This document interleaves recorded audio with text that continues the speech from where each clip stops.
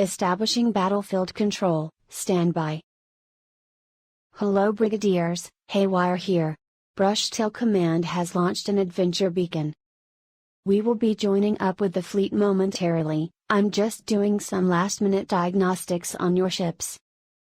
Make sure to rally to your ship by typing !locked in chat. Diagnostics complete. Your ship's weapons are armed, engines hot.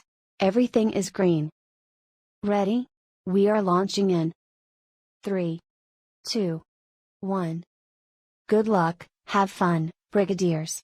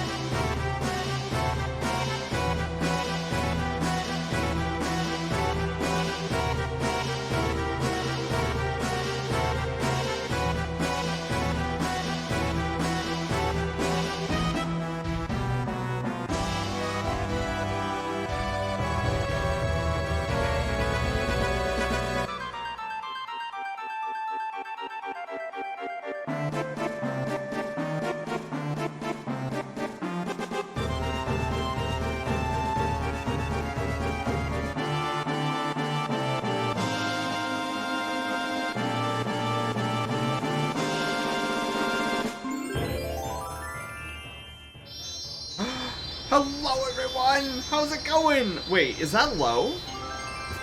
Oh my god, so Shane, thanks for the host! Yeah! Is it lower? Like, I lowered it to the normal levels, but it seems really low, but who knows? Maybe that's just me. Let's turn on this. But guys, hello! Look at our spray bottle! Deimos, hello! How's it going? Give you content, but God, is it the extra, both extra and fun? Heck yeah. Stubby! Hello! Ah, cheese already! Oh my god, guys. Look at that water spray. Honestly, it looks way better than the first one. I know, right? Look at, okay, check this out. Okay. This is, look, watch. Okay. Let's, oh, somebody's at my door. I'll be right back.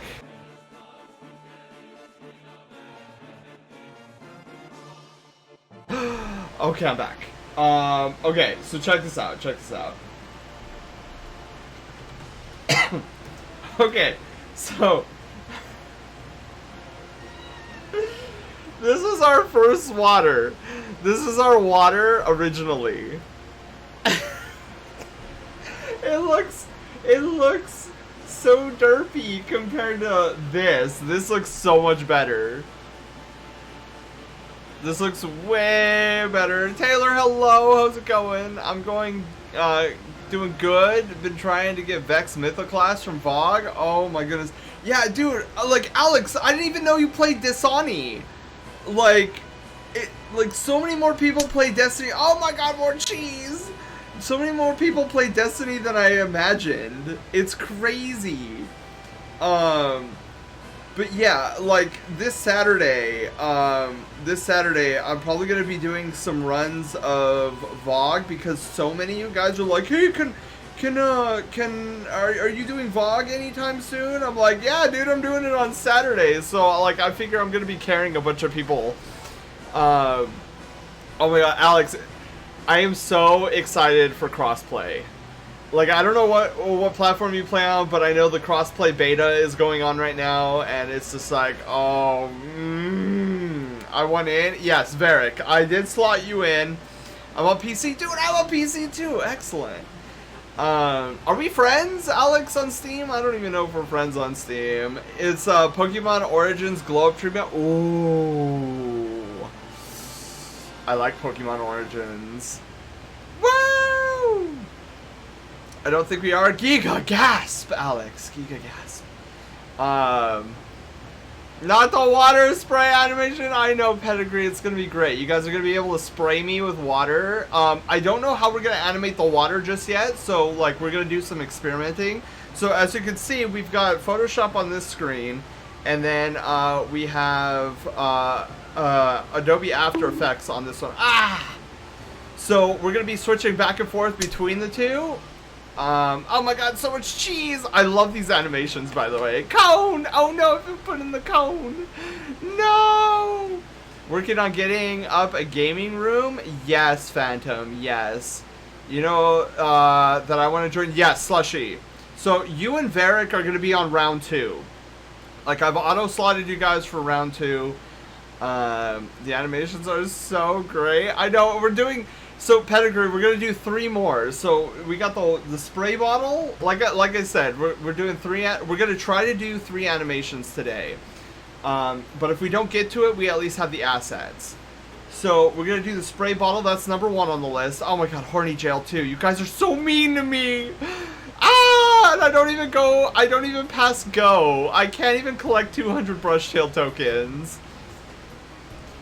Yes, so Slushy, I do have your spray bottle sound effect. I'm probably going to be utilizing it. So we're not going to do any sound effects today because I need to edit. So I have a couple of samples of like somebody spraying a bottle of water. So I gotta edit it. And since this isn't an audio stream today, we're not going to worry about it. So I'll do that tomorrow. I've been a theme for my gaming room. Oh, Phantom, what is it? Just let me know what time. Yeah, we'll probably do it. Oh, yes, belly pats, even though I'm in horny jail. Yay! Thank you for the belly pats, Varric. Yeah, so I'll keep everybody who wants to go to VOG posted on Saturday. I figure it'll be like an afternoon VOG run, because what we're gonna do is I'm gonna get the crew who did World's First with me. We're gonna run through it again, and then we'll pick up peeps along the way. It's gonna be a blast. It's gonna be fun. Become famous? No way.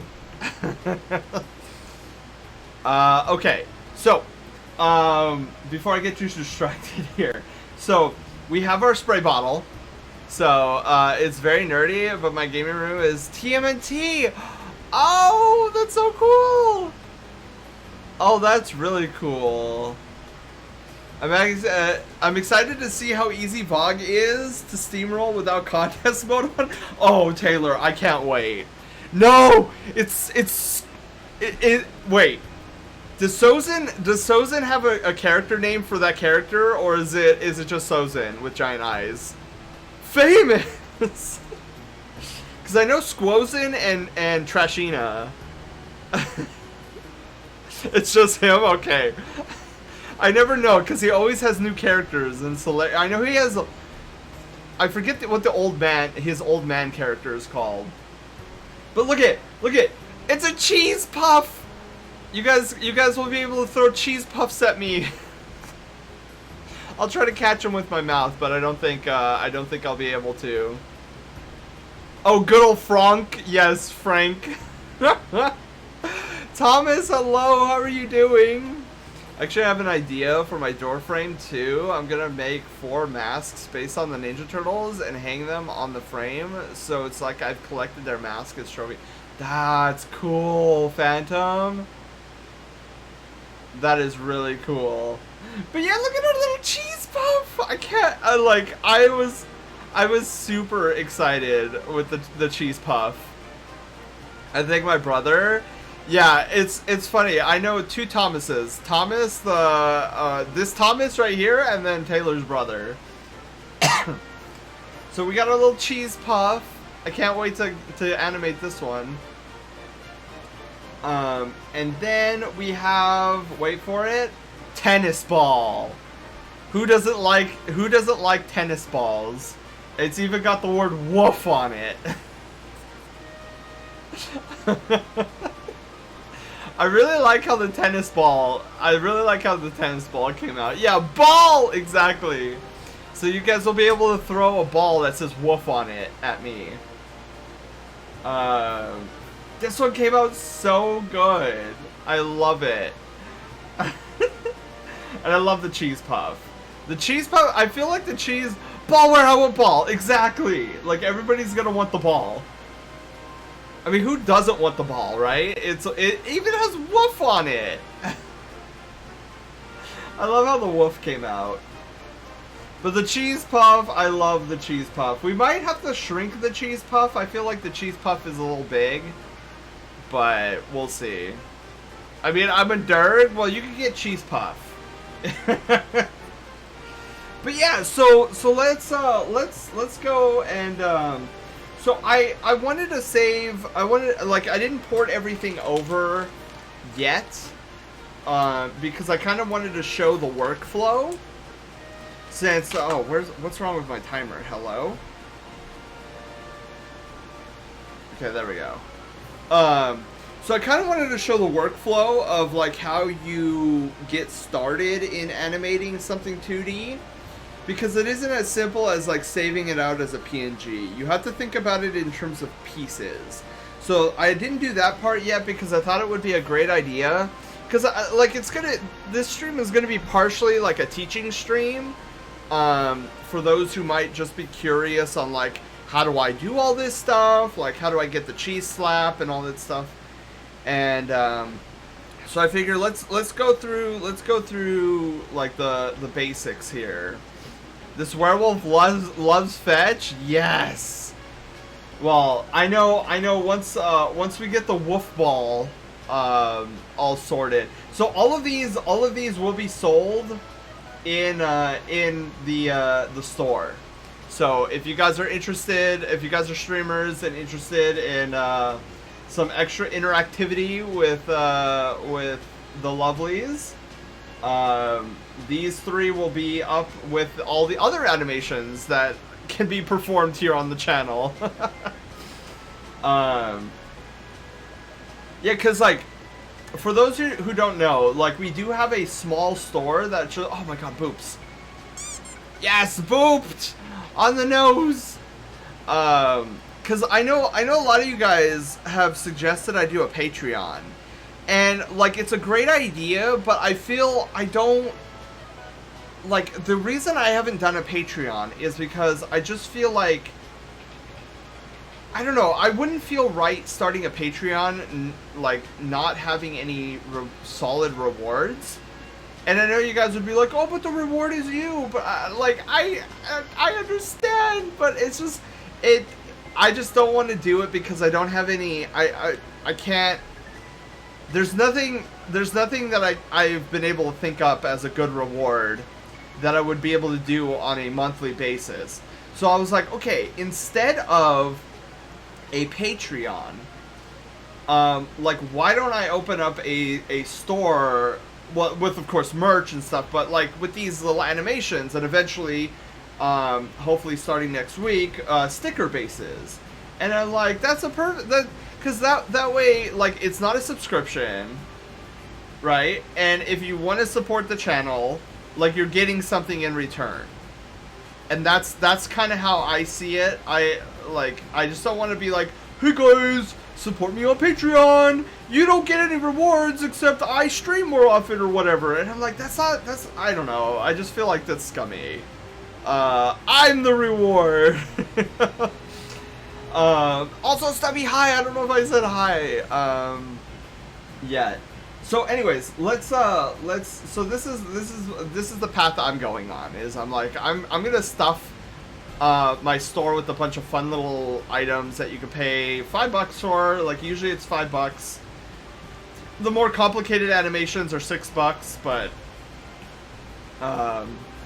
Firecat, hello, how are you? Alright, so let's get to working on transitioning this over to After Effects. Keep that away from me. Exactly, Fire. Well, you guys will have the opportunity soon to spray bottle me. Oh my god, the cone of shame! No! Okay, so let's start off here. So what we need to do is, first we need to shut off the background layer, and we need to kind of move this over. Actually, we should probably move this, like, way over here. Actually, yeah, hang on, wait. We need to, okay, before we do this, let's go to, like, the boop. No. Where's my original emo overlay case? Okay. So, we're gonna nab, me here. Just for reference. We only need him for reference. So this seems like... So we'll probably put the asset... Wow, look at that. Can you guys imagine, like, you being able to spray me with this much water on my face? That's gonna be funny. Okay. So now that we have kind of the reference of where we want to position this, so we're going to shut me off. We're going to shut off the water. And here's where it gets tricky, right? So every piece that has to be animated needs to be its own individual thing. So, luckily for the spray bottle, it's only one thing. It's the handle. So we're going to take the handle... and we're going to kind of move it out of... Yeah, we're going to do that. So,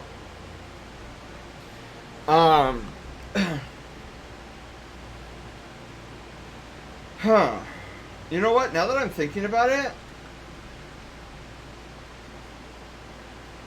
Actually, hang on.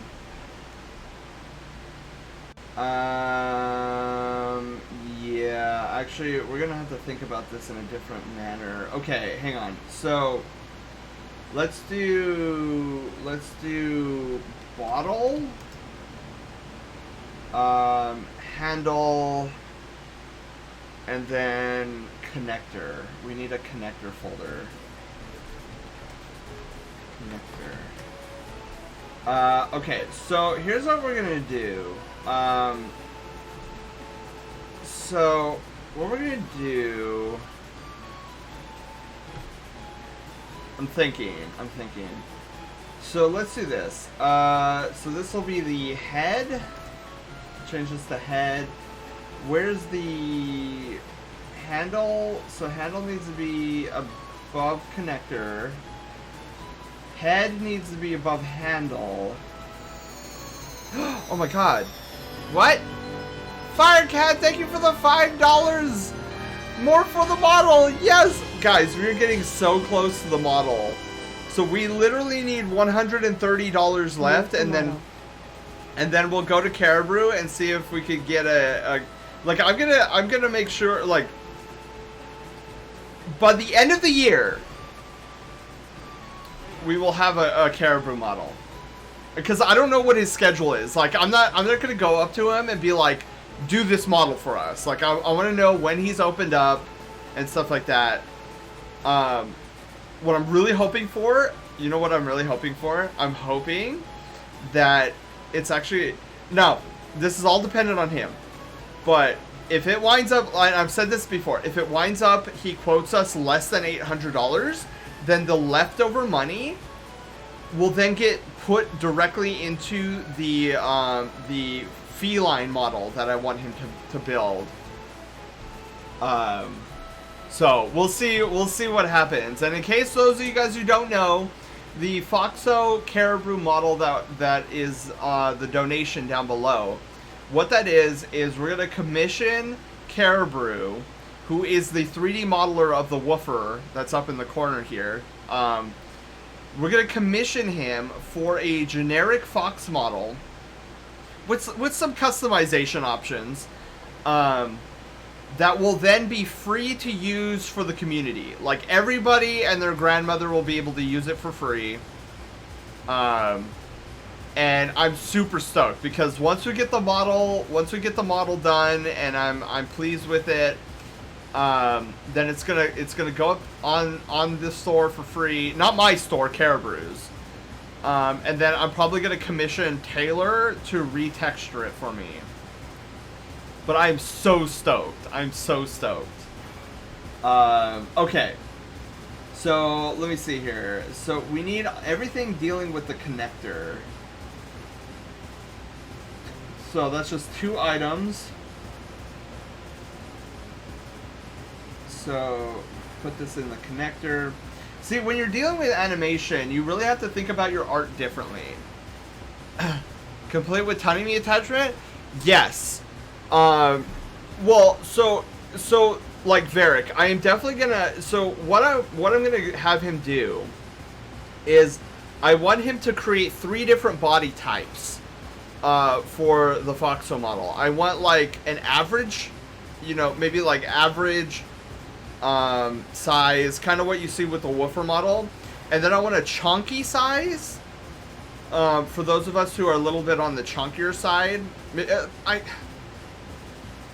somewhat like a dad bod, but like I don't think that's a good description for it.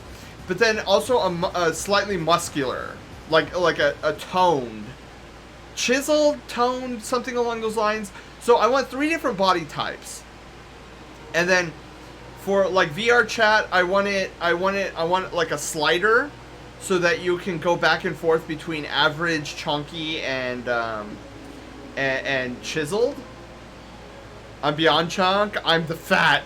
Oh no, Varric. No, I'm sure you're chunk. All the best hugs. Yeah. So then, what I would also like him to do is,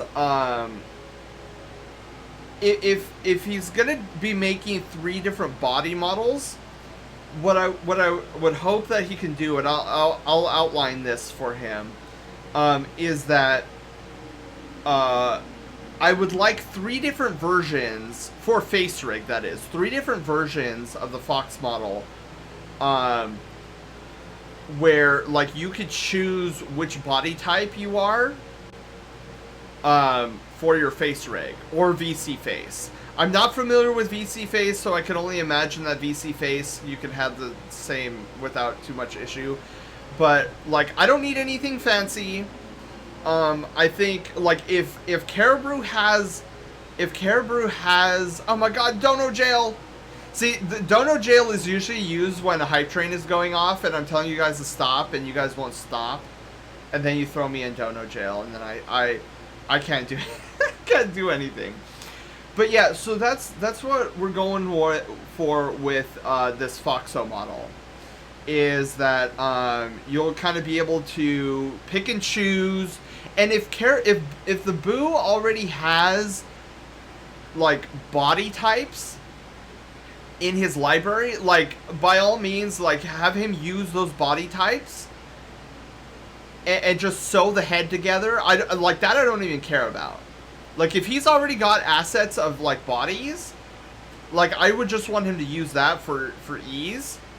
Like the biggest thing is going to be the face, because I've seen his recent work, and it's like he has gotten so much better. So I will let him know, because the I don't know if you guys have seen his rat worm, but the face of his rat worm is so adorable. I would love the Fox model to be somewhere in that vicinity of cuteness. And then I'm just excited because I'll have like a chunky, because I'm going to be rocking the chunky body and it's going to be great. So yeah, once all is said and done, like the community at large will be able to use it whenever and wherever they want, absolutely for free. And that's the exciting thing, because he needs, honestly, Caribou is such a skilled 3D modeler. Like he needs, like this is one of the reasons I want to. First off, he's a dear friend of mine. Second, his skill, like people use his woofer all the time, and there's still people who are like, "Who's Caribou?" And I'm like, "You're using his model." So like I'll be excited. I'll be excited to see where the Foxo model goes and how many people are able to utilize it. Because right now I'm using the woofer model because, you know, it's Caribou and it's for free. Gato, thank you for the host. Yeah, I see that laugh, Panda. Sus laugh there, giggling. Okay, okay. We need the. Where's the nozzle? Or I mean the handle. Okay, the handle's here. Bottle is okay. We need the bottle, so we need to get this out. Wow. Wait a minute. Hold on. Oh, I collapsed it. Oh, okay. So we're gonna take the bottle. We're gonna put it down here. Okay. Gonna raise up my volume there. Okay, so now we have the assets in their proper places. So we're gonna save out the head. We're gonna save out the handle, the connector, and then the bottle itself. And the reason I want to do the bottle itself is because I want to give myself the ability to make it semi-transparent if I desire. I don't think I'll do that though, just because that'll probably cause it to be a larger file. Because when you're dealing with transparency, transparency usually racks up the file size. But Gato, how are you doing? But I still want that option. So let's shut off everything. So we're gonna save out the water bottle, or the water bottle head. So always put things in an assets folder. So I generally name it with a number starting with 00, 0, and then we'll do head.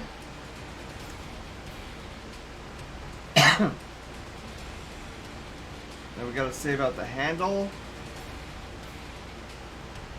So as you can see, this is a very different workflow than if you were just saving out emotes, right? If you were saving out a static emote, you'd just be like, boom, one and done.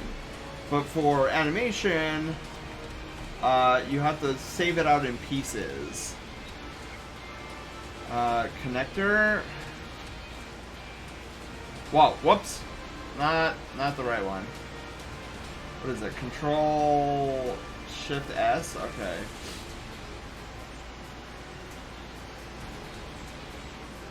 Okay, and this will be our third asset. Sorry. Third asset, second on the second number. Connector. And then finally the bottle. So assets, that was loud. I probably won't do that again. So 3 bottle. Not boodle, bottle. Okay, perfect. I'm not gonna sleep tonight. Oh no! Oh, because your sleep schedule's all messed up right now, Gato? Oh no. Well, hopefully that won't be the case. Okay. So now what we're gonna do is, now that we have our assets saved, we're gonna go over to Adobe After Effects. Actually, hang on. Now that I'm thinking about it, so here's what we're gonna do. So we have our assets, but let's name them more specific. Spray head. Spray, because if you look in our list already, we already have a 00 body. So we're gonna spray handle. Oh no, you know what? I got a better idea. Let's do this. Let's do spray 00. So we'll name them like this. Spray 01. Yeah, since we're using one file and we have a lot of assets in this file, it's always a good idea to name appropriately. And then finally, spray 03 bottle. Okay, cool. So then what we're going to do is we're going to take these 4 assets and drag them over to our library. We'll have them load up. There's our stuff. Perfect. Oh, we're forgetting an asset. We're totally forgetting an asset. We're missing the water. I was like, I feel like we're missing something. So we got spray 04 water. Okay, and then save that. So then we go back over. Bengali, hello! How are you? Okay, so we got our water. Gonna drag that into the library as well. Drag that in. Perfect. Okay. So here's our spray bottle. Now we are missing one thing. What we want to do is we want to. Where am I? I need myself in here. Let's try this. No, cheese. Ah, here we go. Copy this over and paste this in. And we just want this for reference, just so that we know that we're positioning this correctly. I just accepted a job offer, Bengali. Oh my god! Oh my god! Congratulations. Oh, I hope this is a job that you are wanting. Oh my god. GG. I know I am job I currently have is pretty much my dream job. So I hope that this is a dream job for you. We're just doing some animation today. I'm showing you guys the ropes of the workflow of how to animate 2D assets, specifically in Adobe After Effects. So we're jamming. But Bengali, when do you start? It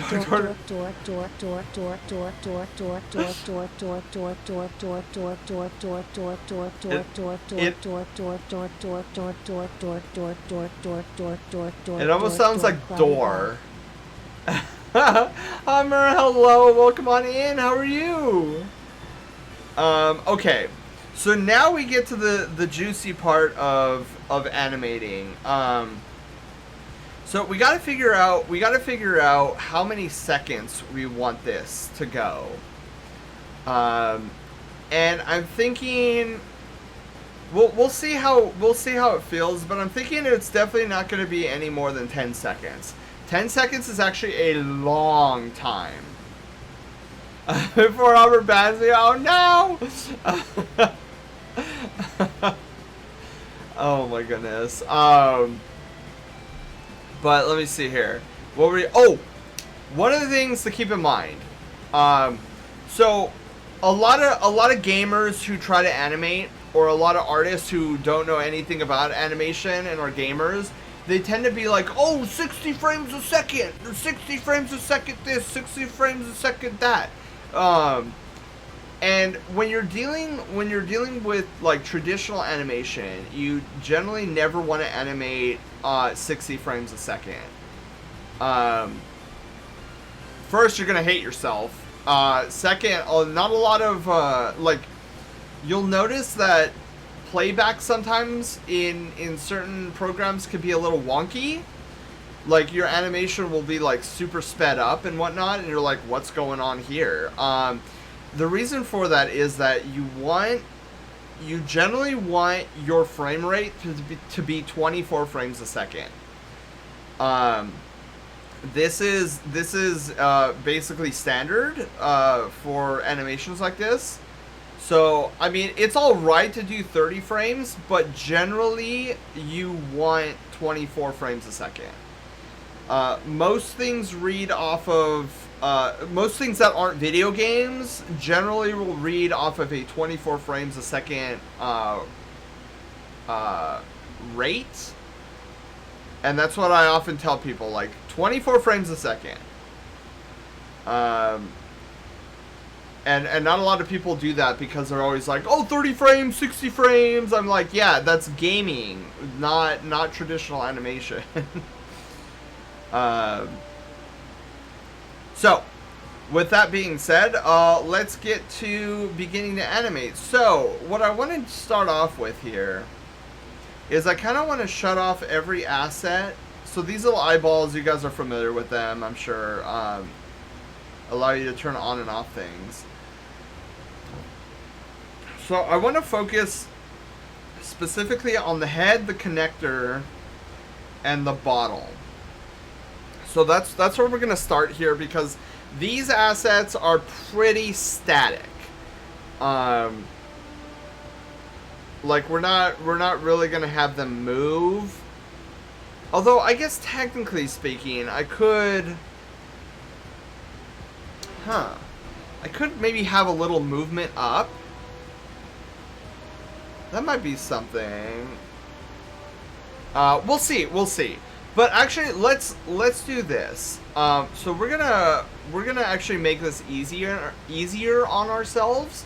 So since we're basically gonna be animating these three assets in the exact same way, like for example, we're not gonna have Um, we're not going to have the spray bottle head move independently of the connector and the bottle, because they're all like one. Because you can't do this in real life without like taking off the head, and in this animation we definitely don't need it to be separate from the bottle.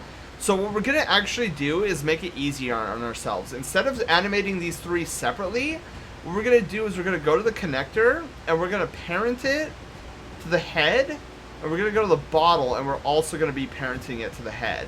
That way, when I move the head, everything goes with it. So this is a little trick by animators to make their lives easier when they're moving multiple assets, but they don't move independently of each other. Crescent, hello! How's it going?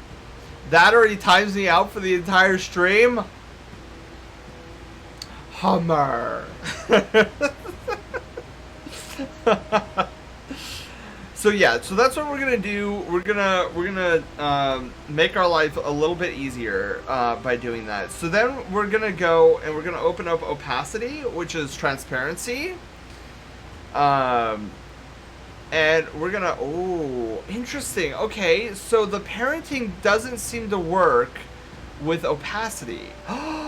Really? Okay, that's something I didn't know. So it looks like we're still going to have to animate the transparency for all three of them. So what we're going to do to start animation is you want to toggle on this clock next to opacity. And we're going to do that for all three. And as you can see, we have keyframes for each. And now what we're going to do is we're going to select all three and then move these down to 0. Boom. For my first Umbral engram on my type, dude, Taylor, yawn, and then GG. Wow. What rolls did it go with? Like, what did it roll with? I must know. Gato has been cursed with cuteness. Dude. You know what I was thinking about? Okay, so I was what, telling Snowy this last night.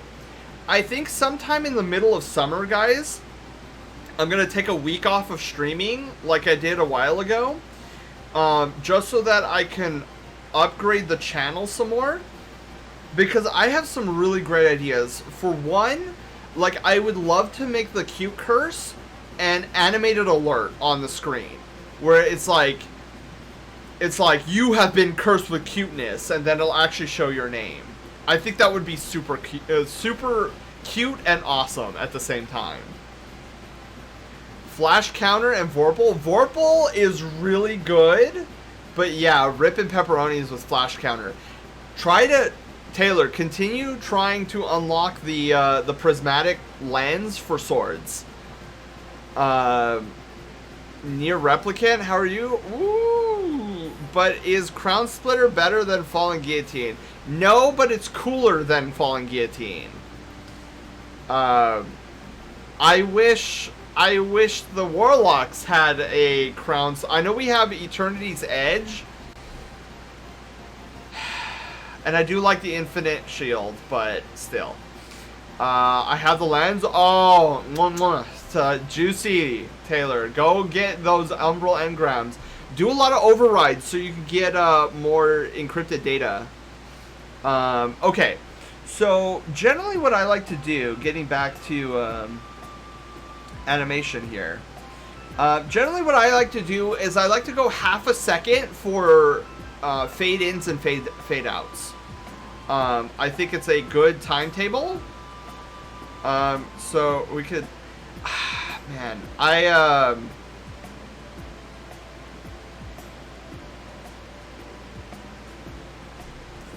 I didn't think about that. Gerbies.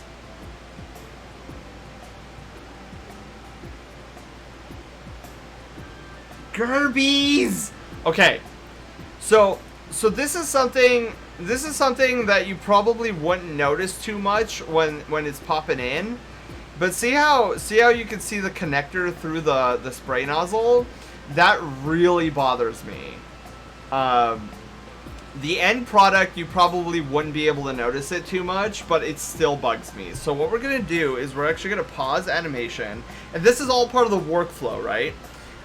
So we're going to pause the animation, and we're going to go back to Photoshop. And we are going to fix that so that the connector, you don't see the connector through the bottle head. So what we're going to do to kind of try to correct this is we're going to lower the opacity of the head. Where's the head itself? Okay. We're going to snag the head. And then here's what we're going to do. We're going to like zoom in really close. We're going to contract by just a pixel. Okay. So we're going to contract by a pixel. We're going to go back to the connector. And we're going to duplicate it just because I don't like destructive... Oh. Okay. So this is why we duplicate first. So here's what we're going to do. We're going to rasterize the layer. And then we're going to delete. Okay, perfect. There we go. So then with the head, so that'll be even less noticeable. Cool. So then with the new connector here, we're gonna file, save as, assets, PNG, connector. All right, perfect. So there's our new connector. We saved it. So let's go back to monitor 2. And then once we get in here, it should be like, oh, it's the auto updated. So now, if you can see now, that's a much cleaner transition than previously.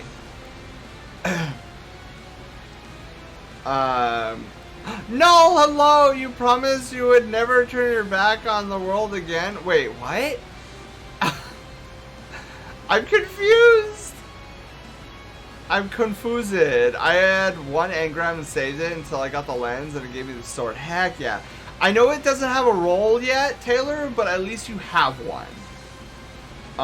Like, you'll be able to utilize it and farm for more. So yeah, see how that feels a lot better when transitioning? So, one of the things I want to try here, because I think it might look really cool, is we're going to open up the position tab as well. So what we're going to do here is we're going to turn on positioning. And then if you click this little diamond, it'll create a new keyframe. So we want the keyframe there. What I'm also going to do is I'm going to turn on the opacity for the spray bottle, the bottle itself. Because here's what we're going to do, right? We need to see where we're going here.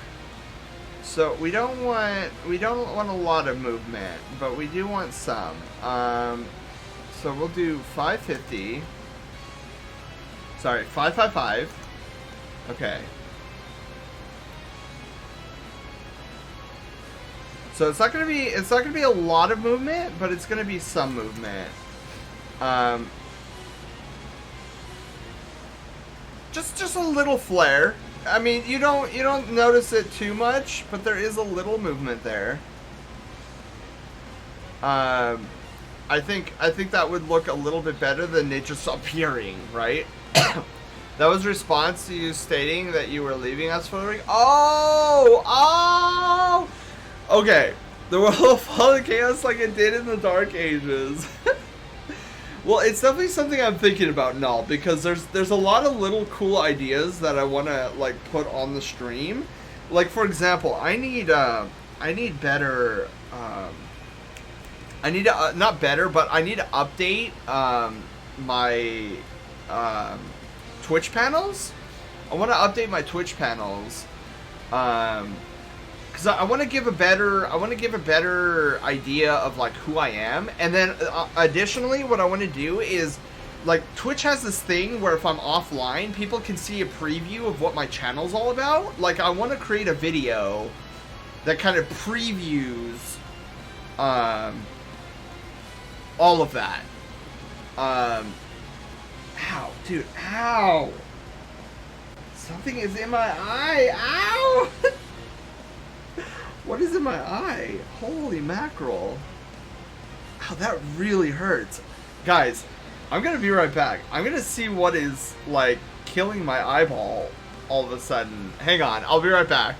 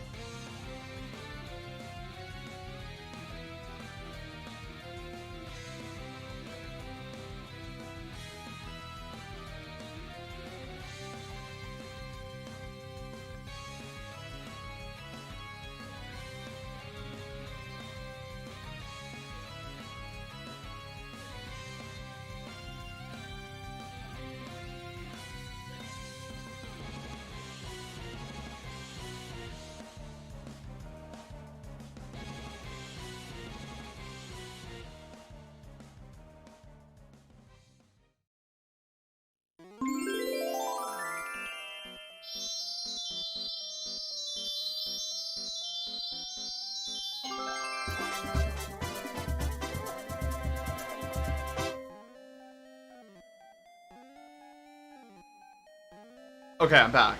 Dude, I couldn't find anything. I'm guessing like it's a piece of dust. Blue, hello! And no, yay! Wiggle, wiggle, wiggle. Do a little wiggle dance in my chair. Heck yeah! Okay. What was I doing before, like, the dust bunnies started attacking my eyeball? Waggle, waggle, waggle.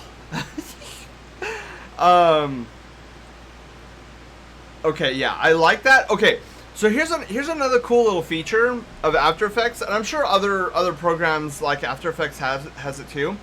So if we leave it as is, it feels. The movement, I don't know if you could see that. It goes very fast. But the movement of the bottle going up feels very mechanical.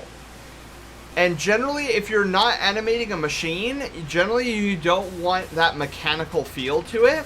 So here's something cool that that After Effects has. If you go to your position keyframes and highlight both of them, you can right-click them and keyframe assistance and hit Easy Ease, and it'll give more of a naturalistic looking movement. That's not so mechanical. There's like an ease in and an ease out. So if you look, it's very hard to see with this type of animation because it's so quick. But it feels a little bit better. Oh, hydration! Yes! Jack, hello! How's it going? How are you this fantastic hump day? Hump day! Okay. Oh! You know what we should do too? Oh my god, I just realized. Oh! I just realized something. I'm such a derp. So we're gonna have to, hang on. We need to parent the handle to the head as well. Yeah. Oh, juicy. Oh, that's so juicy. Okay. Yes. Alright. But here's something we're gonna have to do. We're gonna have to do the same treatment we did for the connector. We need to do the same treatment for the handle. Just so that it doesn't have that issue. So, let's go back to monitor 1 into Photoshop. And we're gonna go and do the same exact thing, but this time with the handle. So, we're gonna duplicate the handle. Because I don't, when dealing with destructive methods, I always like to have a backup. So, where's the head? We'll grab the head, we'll marquee select, invert it, and then we'll modify, contract it by 1 pixel, and then shut that off, rasterize this layer, and then we'll delete that portion of the handle. So now, if we go in and save as, assets, PNG, handle, perfect, and then we'll go to monitor 2. So you'll see this is watch what happens when I click in. It'll auto update. Perfect. I love that. So now, if you notice, that's gonna feel a lot more natural than what we had it, which is. But we also need to see. We need to make sure this handle. We gotta get the transparency on the handle too. So keyframe, and then go back here, and we're gonna port this to 0. Okay, so we need. Oh no, wait, we can't. We need that to be there. Okay, it's fine. It's fine. Oh, do we? I don't know if we need it. Oh, okay, hang on. So this is the kind of madness I have to go through every time I'm animating one of these. You are witnessing my workflow firsthand. So now we actually, what we need to do is we need to actually edit the connector again. Oddly enough. So what we're going to do now is we're going to take the handle, select the inverse, select contract by 1 pixel, and then we're going to go to the connector again, and then delete that portion of the connector. Which it didn't delete. Why didn't it delete? Oh, I'm such a dweeb. Okay, hang on. Hang on. I chose the wrong layer. Okay, delete. There we go. So now the connector should be good to go for both. So assets, redo connector, save. Now back to After Effects. Snowy, hello. Oh, and somebody's joining the Brushtail Brigade. Who is it today? Volandes, hello, how are you? Welcome to the Brushtail Brigade, and congratulations, you're no longer a peasant. Okay, let's save. Just to be on the safe side. Oh, that is so much better. That is so much better. Okay, so we got our spray bottle. Alright. So we got the spray bottle. Now comes the fun part. Vol, how are you doing? How's your Wednesday going? Alright, so we got this going. So here's another issue that I see with a lot of like beginning animators. And I'll show you in just a second here. We need to grab the handle.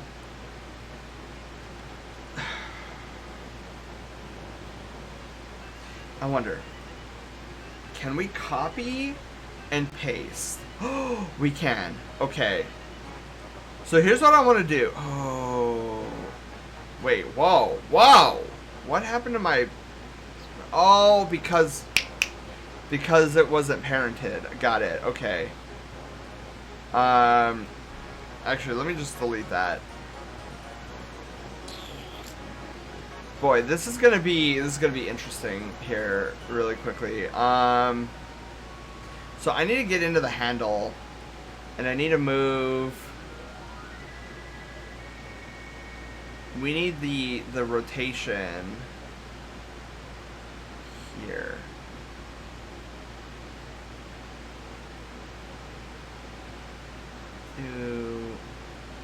So the only problem with this, right, is it'll move it over, and I don't like when it does that. So you have to kind of like place it back.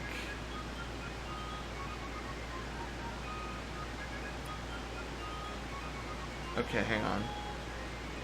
We gotta be masterful at this. I need to position it right back where it was. Which we might actually have to go back and change the handle. We might. Depending on things, we might actually have to go back and change the handle. I'm hoping that we don't, but there's a very real possibility we might. I'm good, and you? I am doing fantastic. We're doing some animation today, which is something I rarely do on the channel. Mostly it's like digital art, but I wanted to show lovelies how to animate a little bit. Okay. So we got our spray bottle. We got the rotator or the center point axis exactly where we need it.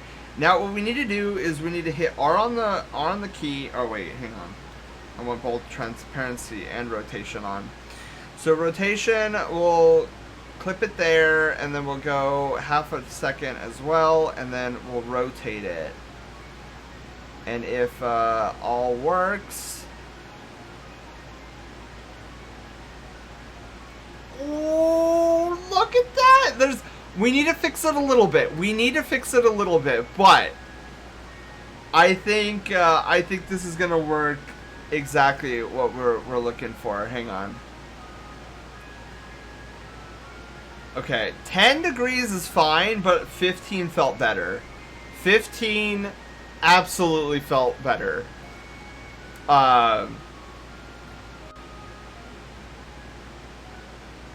So the only thing we have to do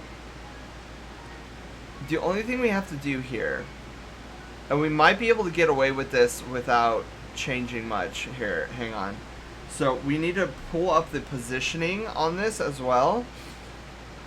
And let's zoom in real close here. So we're gonna try something very sneaky. I don't know if it'll work, but we're gonna try it anyways. So we'll do that. Okay, so we're gonna try something very sneaky right now. Adi, hello, how are you? Welcome on in. Yeah, so here's what we're gonna try to do. We're gonna try to do something very cheeky and see if this works. We're actually gonna put a keyframe here, and then we're gonna try to do that. Don't know if it's gonna work, but that's the art of animation.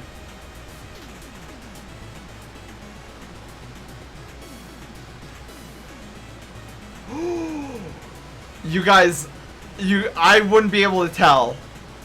I would not be able to tell that that was positioned up.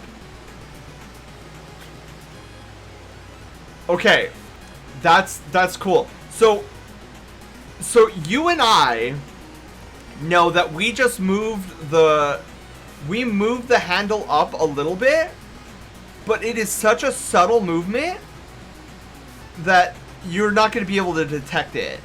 Like, that does not, you look at that and you're like, that's just rotating. That's exactly what we were looking for. With animation, there's certain tricks that you could pull off that will make the audience none the wiser. And the reason we put it up a little bit is because this little corner right here looks good. Yeah, so we have the rotation down, but it doesn't feel good at all. Like it 100% doesn't feel good. So we're gonna have to fix that, which is not a problem.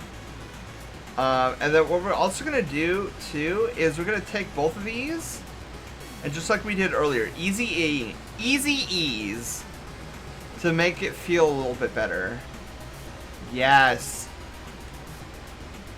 that feels a lot better with the easy ease.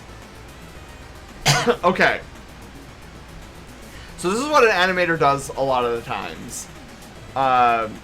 Skilled animators don't need to do this because they just know. But I am not a super skilled animator, so we are testing our work as we go. Okay, so then here's what we need to do next. So we got this. So we're gonna copy, hang on, Control C, Control V. Alright, so now, ooh, did you see that? Did you see that? Oh my goodness. So we have the motion, and I'm excited. Does it feel good? No. It does not feel good. But we'll fix that. We just need the physics installed right now. So that's all we're worried about at the moment is, are the physics there? And I would say yes, they are. Okay. So what we're gonna do now is we're gonna start refining. So we're gonna take these two keyframes. And we're gonna add them. We're just gonna plop them right here, because we want some breathability, is what I call it, to let your animation breathe. A lot of times I'll see beginning animators, they don't know how to delay something. And so it kind of runs, it's almost like a sentence without any like commas or periods or anything. It's just like a giant run-on sentence. So we're now in the process of trying to go through and make sure that, so I can actually show you really quickly. Let's delete this. I mean, that's not too bad. This isn't going to be a good example. But a lot of times, what I'll see with beginner animators is, let me see if I can move these over. So timing is key. So a lot of times I'll see stuff like this, where it's like something will just pop up, and then another thing will immediately start to move. And what you want to do is you want to give your audience the ability to take in what just happened. So that's why you always want to have like subtle space between animation movements. Another thing I see a lot of beginning animators do is this, where two assets are being animated at the same time. You want to avoid that as well. The eye can only really take in one animation at a time, and so you never want to bog down your audience with having them look at two different areas of moving animation. Kevin, hello, how's it going? Welcome on in. Yeah, and that's something that a lot of people don't realize either. What I could actually do, check this out. So let's pull up. Do I not have? All right, whatever. But I want to show you something. I want to show you something really quickly. An animation piece I recently did that broke Taylor in half. We're not gonna watch it, but I want to show you guys something.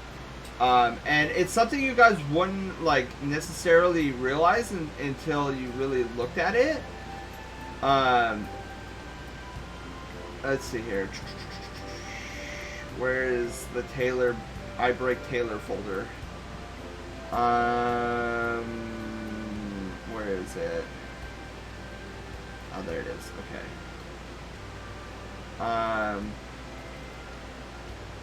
So again, we're not gonna watch this. Oh my god, hang on. It's auto starting. We're not necessarily gonna watch this all, but I want you to notice something. So like right here, right? So I have all these names being animated, and then like I put up his logo, and then I just let it sit there for about 3 seconds. Because I want people to take it all in, like, oh my god, that, you know, that might have been my name up there, blah blah blah. So I give the animation a little bit of breathing room. I give it about 3 seconds, just let the audience take in what they just witnessed, and then we move on to the next act. The next act, you have the text bar down below, so all of a sudden the eye goes from over here to suddenly down here. And so your attention is fully down at the bottom. So if you notice, there is literally nothing animated up here, because the eye is completely focused down here. So there's nothing that should be moving up here. And if it is moving up here, then it needs to be something like an idle animation that's just going back and forth in a repetitive loop, so that the audience is not missing anything. So here's another great a great example. So we have this transition.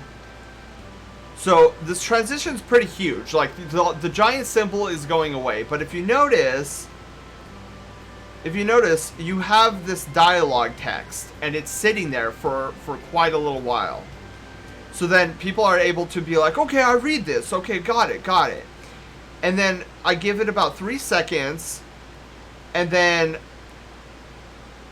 kind of both of them go away at the same time. But then you have this incoming transmission. So this incoming transmission is being animated right now. But if you notice, the incoming transmission will conclude its animation.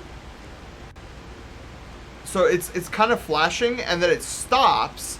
And then when it stops, then we have more text down here. So there's never, at any point in time, there's never two things moving at the same time. So that Lovely's, so if you see here, right? So he's like, sir, we appear to be, this is no longer being animated.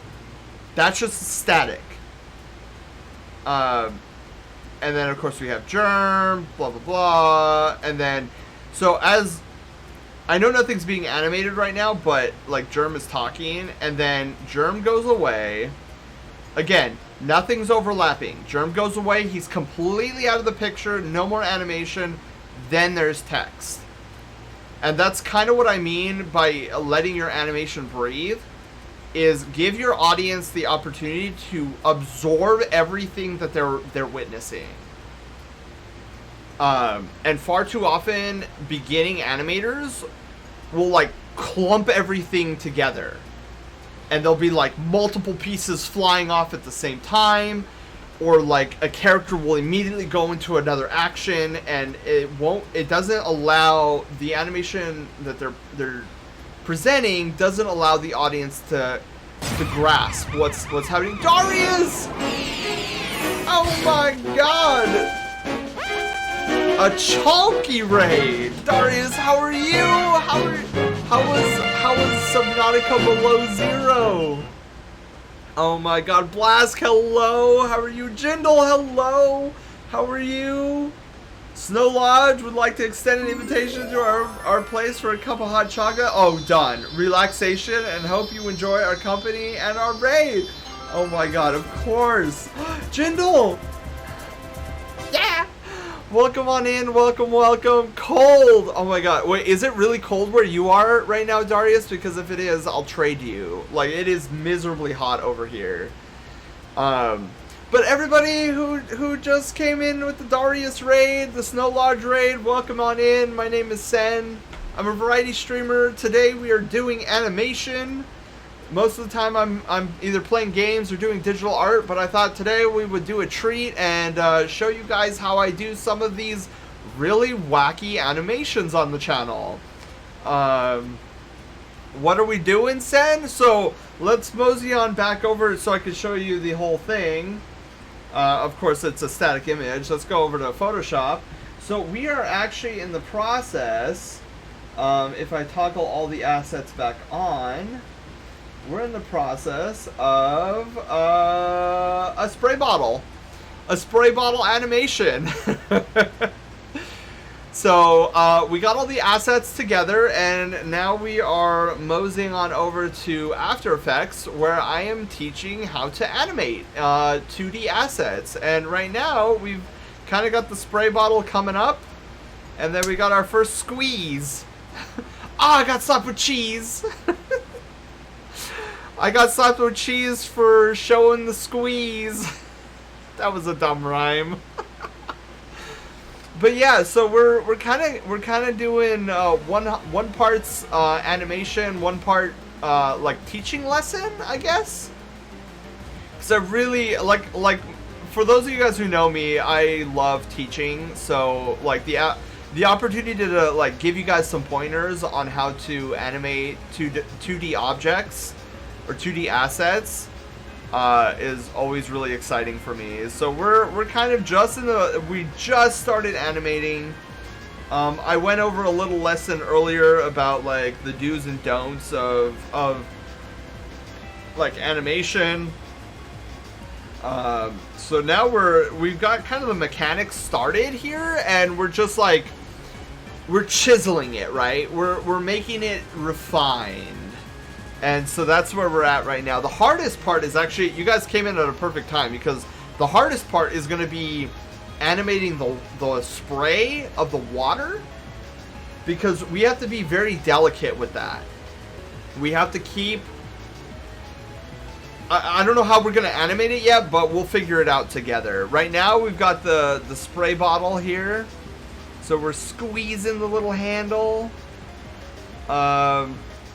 So we're actually going to add a keyframe there, because like while I don't mind, hang on, let's delete this. So while I don't mind like the in and out motion of the squeeze, I probably want a little bit of a delay. Yeah, see, did you feel that? Did you guys feel that? There was just a slight delay there, and I think it gives it so much more personality. So with that being the case, we're gonna move this back by 2 frames, just so that we have an even. Okay, so yes, okay, that feels better. There's just a wee little like pause in the animation. I think it gives it a lot more character. But yeah, Darius, did you encounter any oceanic creepy crawlies yet? Because I'll be honest, I don't like the ocean. It scares me because there's giant monsters and whales in it, and it's just like it gives me the heebie-jeebies. And I've seen you, I've seen Moose, I've seen who's it? CD. I think at one point CD was playing Subnautica, the original one though. But I've seen those guys playing it, and it would freak me out. I don't do good with I don't do good with oceanic stuff. So okay, so with our animation here, it's not bad. but I feel like there's not enough. I feel like it's too quick on the draw with the squeeze. Between the transition into the scene and then the first squeeze, because we're gonna do 3 squirts. So I feel like 3 squirts of water is gonna be our. Unless it feels better with just 1 squirt, but I think at least 2 to 3. I think is our goal here. So yeah, I think what we need to do is we kind of need to move all of this, and I want to give it a full second of breathing here. So let me feel that again. I don't know. Huh. Also, now that we have the position, we also don't need the reference in either. Wolf, hello! How's it going? You need at least 3 to cool you down? Jail! Oh, Wolf, hello! I see you came in with the Darius raid. We're just doing some animation today. Okay, hang on. Okay. I think I'm liking that. I think that's just enough. I think that's just enough distance between the transition in and the squirt. Ford! Oh, are we trying to summon Ford? I know a way we can try to help summon Ford. I don't know if it'll work, but we can give it a shot. Okay, so let me get a Kleenex really quickly. So I'll be right back. Be a couple seconds, and then we'll work on the handle spray itself. Because we have the mechanics, it's just, it doesn't feel right yet. So I'll be right back.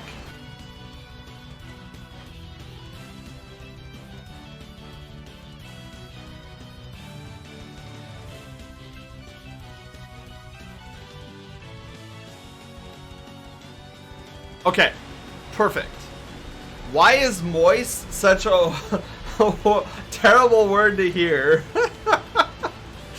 See, the meme comes from the fact that Ford doesn't like the word moist.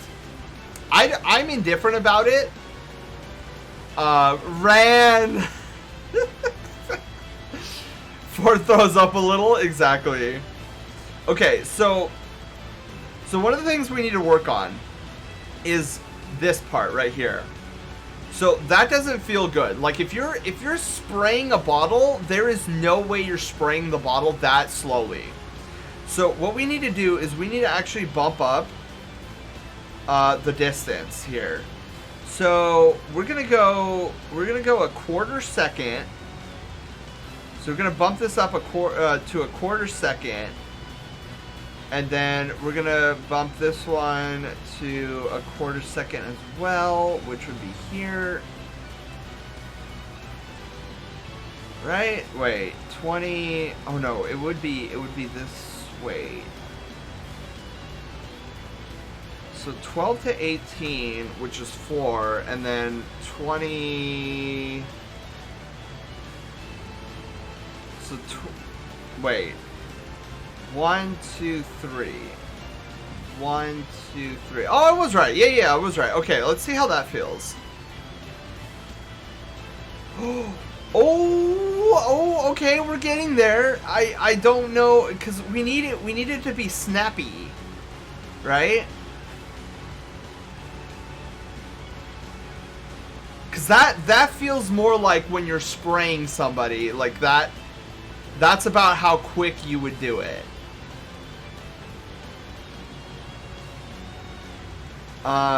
Okay, alright. Okay, that feels almost correct, but let's do this here. Let's move everything up by 2 more seconds. Okay, we're gonna move it up 2 seconds, or 2 frames, sorry, 2 frames. And we're gonna see how that feels. Ooh, okay, wait. Moist Fusion Husky, yes.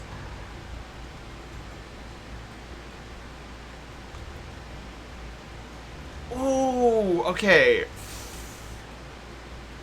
That feels correct.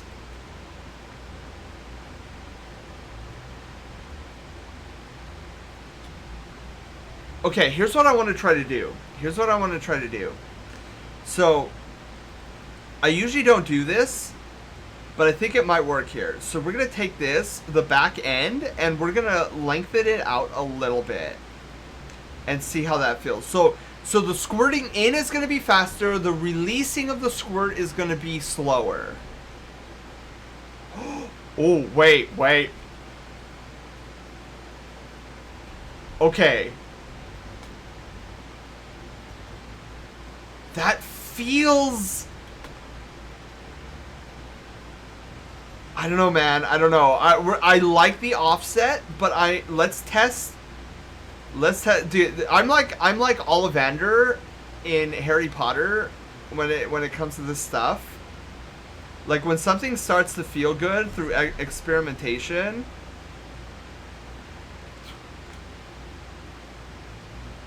Ooh, Nope. That's too much. We went too far. This one I feel is the way to go. Yeah, that feels correct. Little bit of an offset. So let's actually do something interesting here. We're gonna try, like, just to see. We're gonna go one frame more. We're gonna give it a little bit more space. Huh. God, I don't know anymore.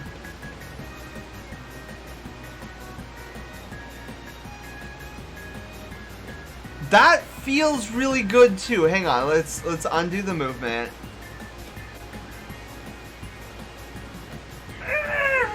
Is there a redo button? Hang on. Oh, can't redo? Darn it. Dude, I don't know. Adding that extra frame? Like normally I don't like my frames to be on odd numbers of frames, but I don't know, man. It's just... Okay. I think I like it. We're gonna try one more. Just to see if we can get it off the odd number of frames. But I think this will be pushing it too far. Yeah, no. It feels like it hiccups. Yeah, that's too much. We gotta go back. Okay. But this... That feels good. Anyone for Mario Kart? Dude, that feels exactly what I want it to. Cause I can even hear it. Like with the movement we got going on. Okay. Yeah. I know you guys probably think I'm crazy because I'm like, I could hear what I'm seeing. All right. So now that we got the little spritz going on here, now comes for the challenging part. So now we bring up the water. So I absolutely have no idea how we're gonna do this, and you know, here's an instant. I know I just got off on a tangent about like make sure nothing is moving at the same time.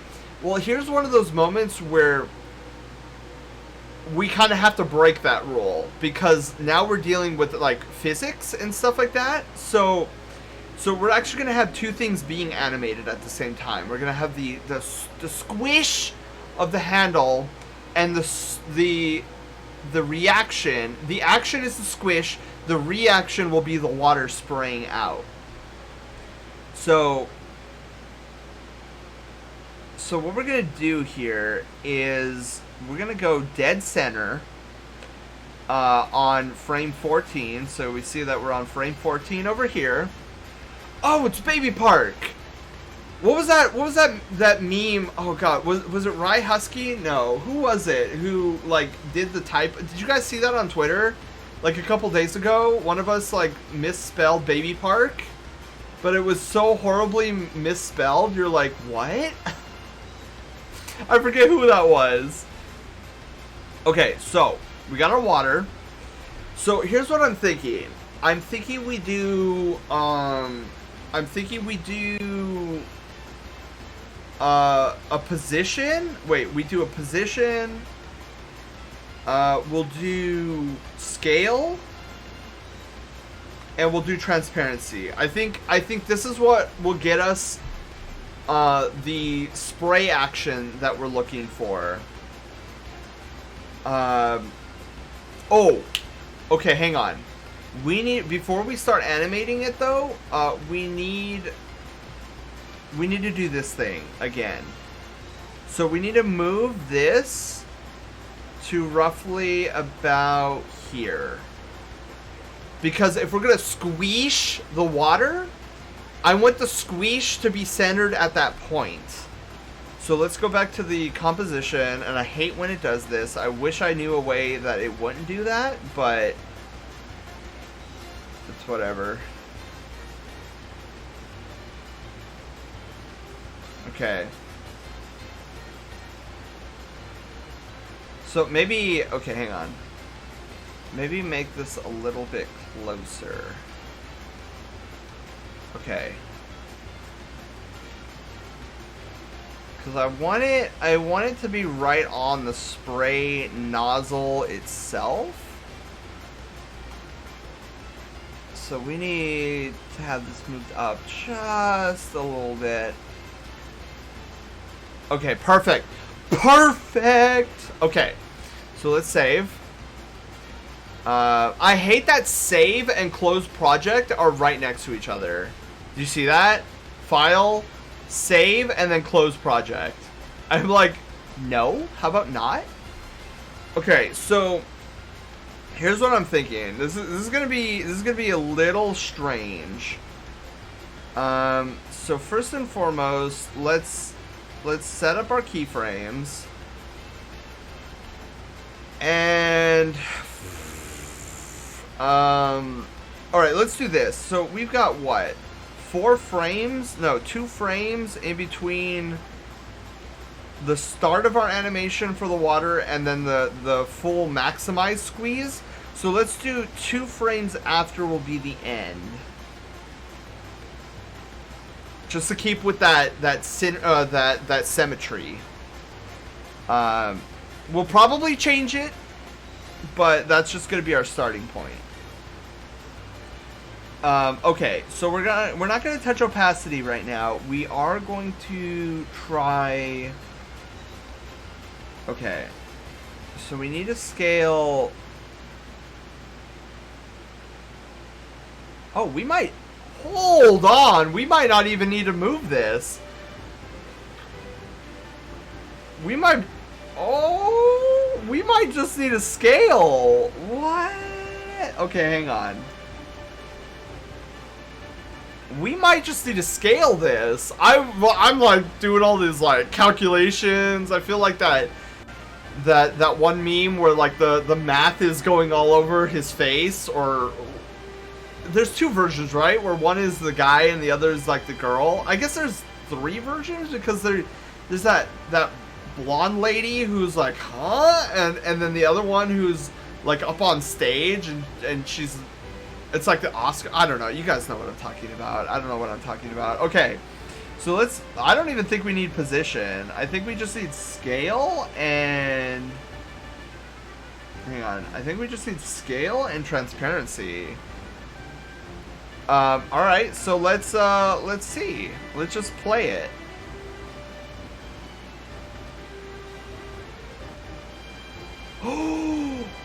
Oh, Okay, so don't focus on how it doesn't feel good. Rather focus on the physics of it. It looks like it's coming out of the spray bottle, and that's exactly what we're going for, dude. We didn't even need to do the positioning. I was like galaxy braining it there for a moment, and all we needed was a simple scale. Oh my god. Okay. Okay, so we have the mechanics, but it absolutely does not feel good. Absolutely. So we gotta fix that. Okay, so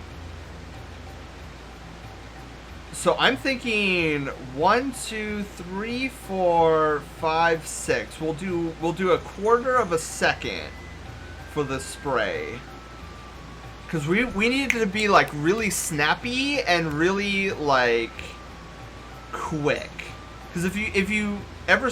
I mean, who hasn't sprayed a spray bottle before? Like, that... Ooh, okay. Alright, that was pretty snappy. Alright, alright. Okay, that's feeling kind of good. I'm kind of digging that. What I'm not digging as much, though, is I want to see what happens if we put an easy ease on these keyframes, because I'm sensing a little bit of mechanicaliness, if I can make up that word, and if we can like curb that. All right, hang on. Oh, baby, that's what we're talking about. That is what we're talking. Germ. For 19 heckin' months, Germ. Welcome back to being Brush Tail General. How is your Wednesday?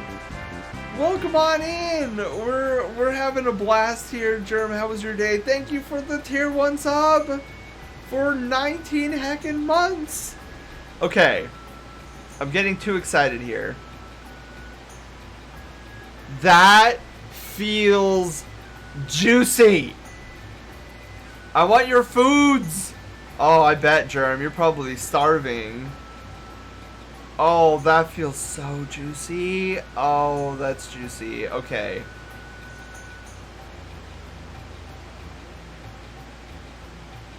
Okay. So here's what I'm thinking. So let's try this here. So we'll start off with 0. So we'll add the opacity in on this. And then, so we got a quarter of a second, right? So where does this leave off? So a quarter of a second will be here. And then we'll do that. So let's see how this feels. Let's see how this feels. Ooh, okay. I like the mechanics of it. I don't like the feel of it. Okay. Alright. So here's where we gotta get creative. So we're gonna move this. So we need 8 frames, because that's a quarter second. 8 minus 2 is 6, quarter of a second. Oh my god, Slushie Redeem Hydrate, you got it. Okay. I must say, I thought we were gonna be at this water section a lot longer. But man, we had a breakthrough right off the bat. Hello? Why didn't you add a keyframe there? Okay. So here's what we're going to do. We're going to go 100. And we're going to see how that feels. So for a quarter of a second, the water will be up at full spray. Okay.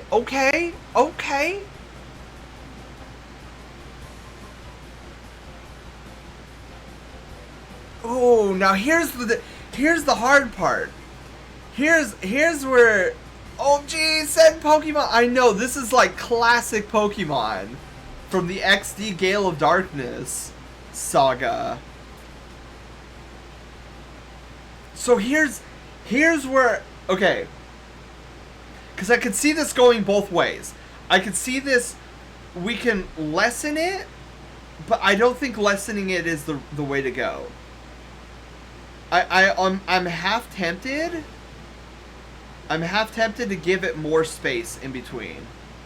So having the water up a little bit longer. So let's try this. Let's move it over 2 frames and see if that feels better. I feel like it'll feel better.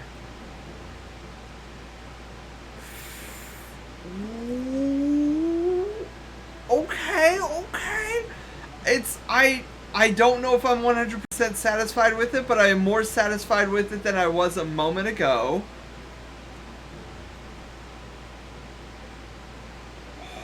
Okay. Alright, let's try 2 more frames. Let's push it back 2 more frames. Alright, and see how that feels. Ooh, I don't know. Seems a little long. Yeah, I don't think 2 frames is it. Okay, so let's go back a frame. So we'll move it back a frame. We'll be on an odd frame again, which triggers my OCD, but hey, if it feels correct.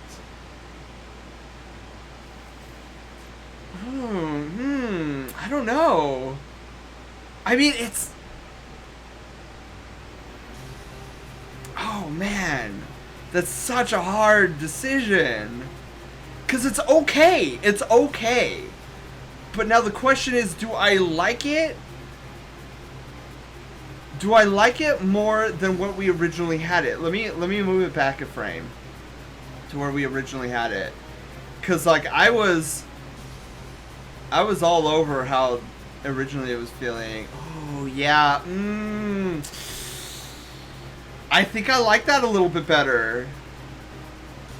I think I like it. Yeah, we're sticking there. Heading out of the stream. All right, Stubby, you have a wonderful afternoon. Thanks for stopping by. I am having a blast here. This spray bottle is going way better than I thought it would. Okay, so we have our first spray, which is awesome. So now let me see here. So this ends at what? 10 seconds? Okay. I mean 10 seconds, 10 frames. So 2 seconds, 10 frames, which is almost half a second. Okay.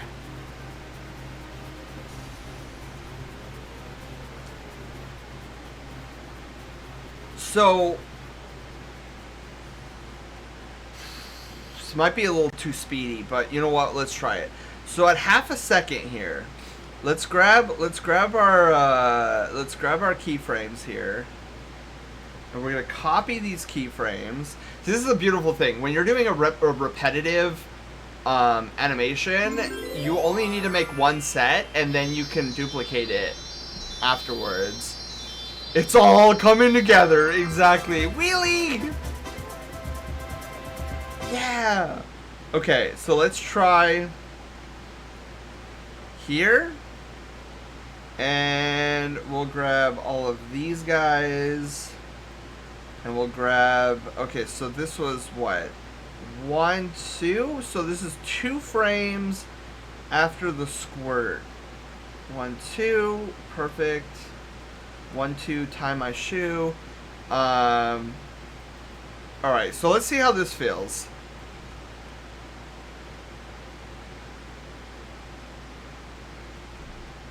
Time out. Time out. Wait, where did the music go?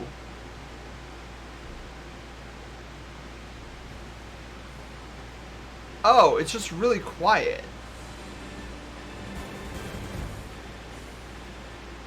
Wow, it's like really quiet. Which sucks because I really like this song. Like, I really like this song.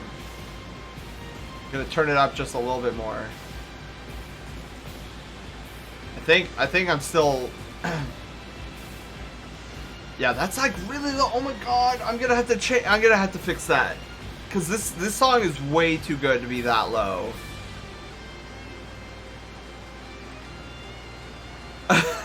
No Infinity's End for Sen. I know. I'm like, come on, man. I love Infinity's End. This is the boss music to that giant like the thing that was Gigantosize, and we had to fight like its 3 little spawns, and then eventually a Bahamut, like a Bahamut clone. God, I love that music. Okay, so wow, guys, what is happening here? So we've got issues. We've got major issues here.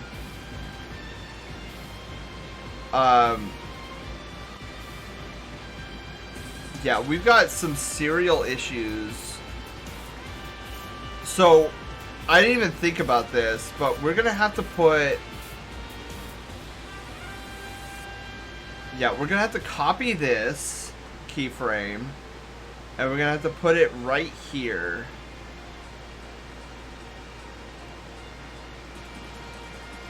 Yeah, okay, okay, there we go. There we go. Let's go, baby. Okay. All right. Now we need to see if this feels good. All right. Squirt, squirt, and then third squirt. I think I could see it. I could see it. I could see it. I feel like that's just enough. And then the third one after that. I'm taking it.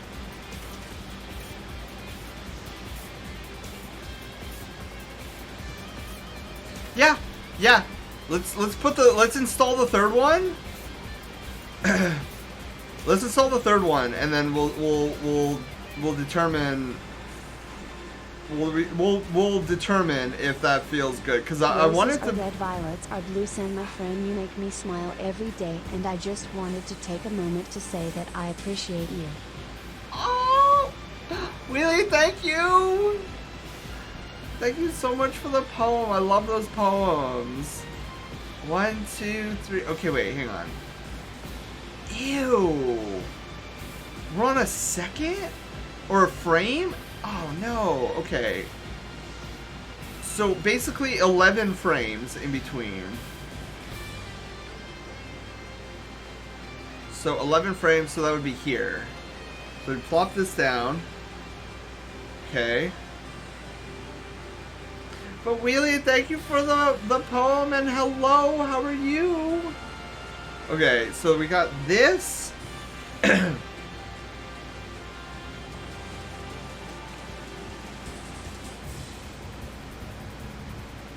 There. Okay, this should be the 3 sprays. Whoosh, whoosh, whoosh. There we go. I think 3 sprays is good enough. Hang on.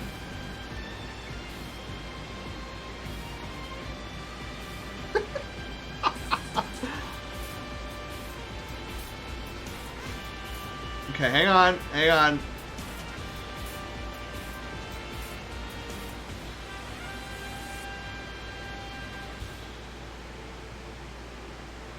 Shoot.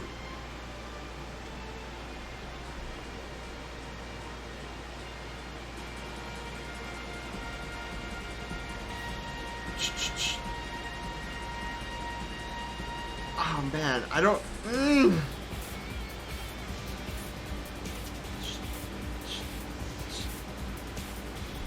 It's not bad. It's not bad.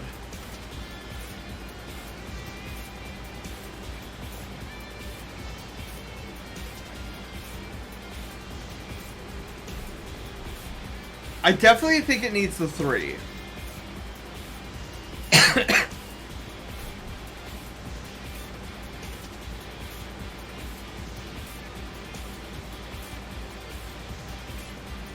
Yeah.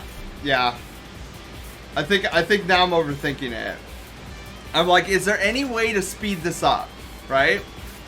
I'm thinking, is there any way for us to speed up?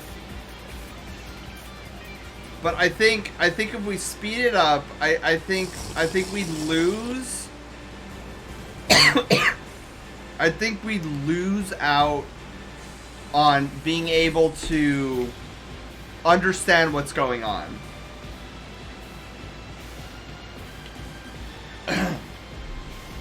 Okay. So I think we got it.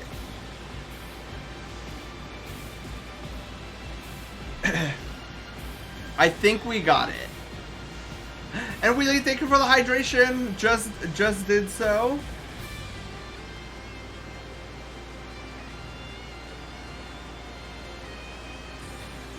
Yeah.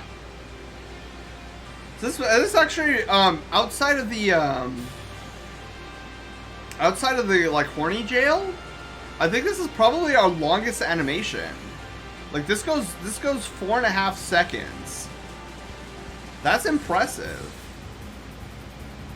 Okay, so now we need. Okay, so now what we need is we need the fade out.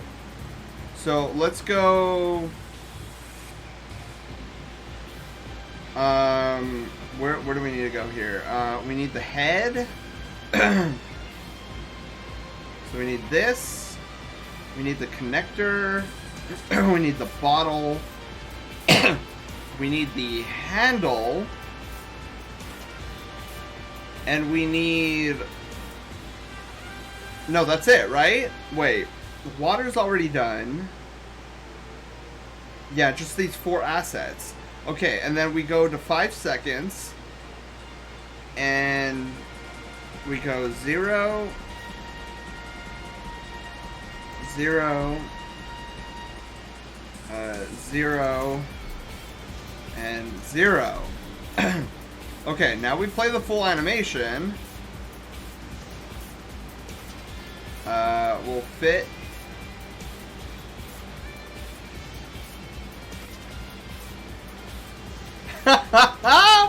I love it, guys. This, yes.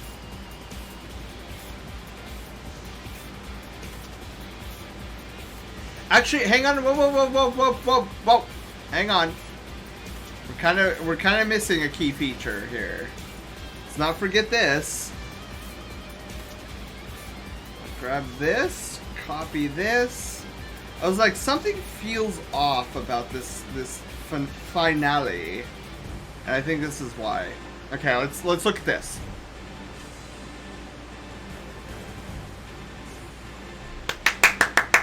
Yes. Yes. Yes. Okay.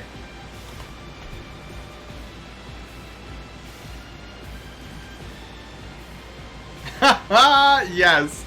I absolutely approve of this. I love how it goes. You know, having it pop up like that is okay, but it's something about when it's going down, I just find funny. There's something about it just like leaving screen by going down a little bit. Like, it shouldn't amuse me that much, but it is. Especially since when it comes up, it doesn't amuse me. But when it goes down at the end, I love that.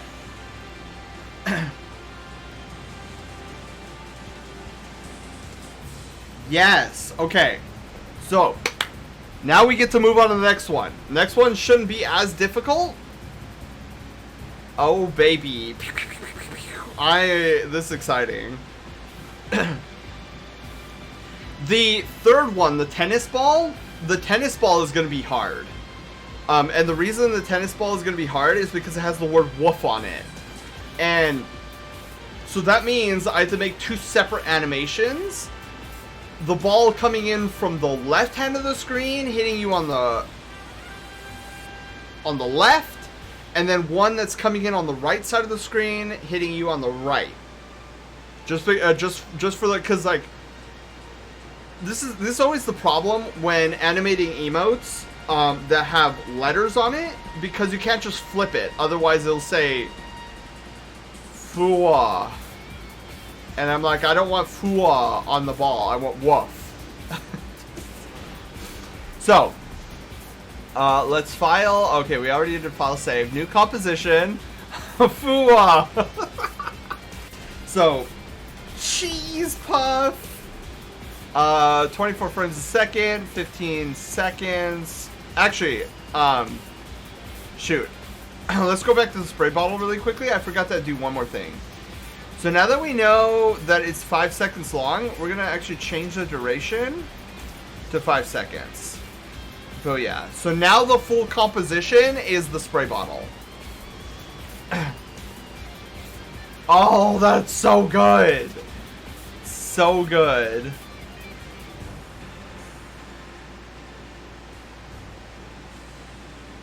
I love it. Okay.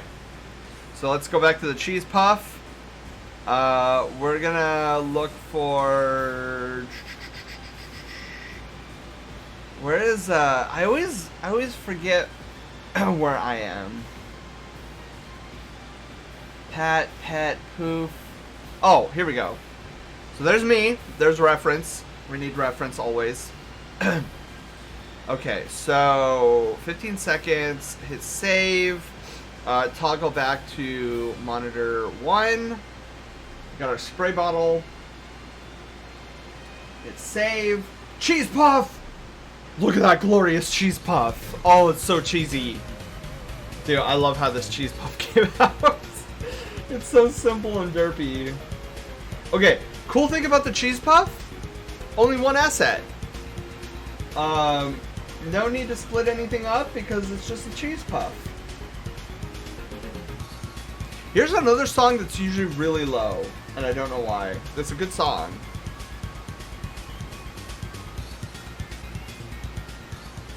We'll lower it though, because like if the next song is really loud, I don't want to blast out your guys' ears. Okay. So puff 00 cheese. There we go. And since it's just one asset, I'm not gonna bother with an asset folder. I only do asset folders if there's multiple assets. Look at it. Exactly. Oh my goodness. Okay. Where's our assets? So we gotta go. Cheese puff.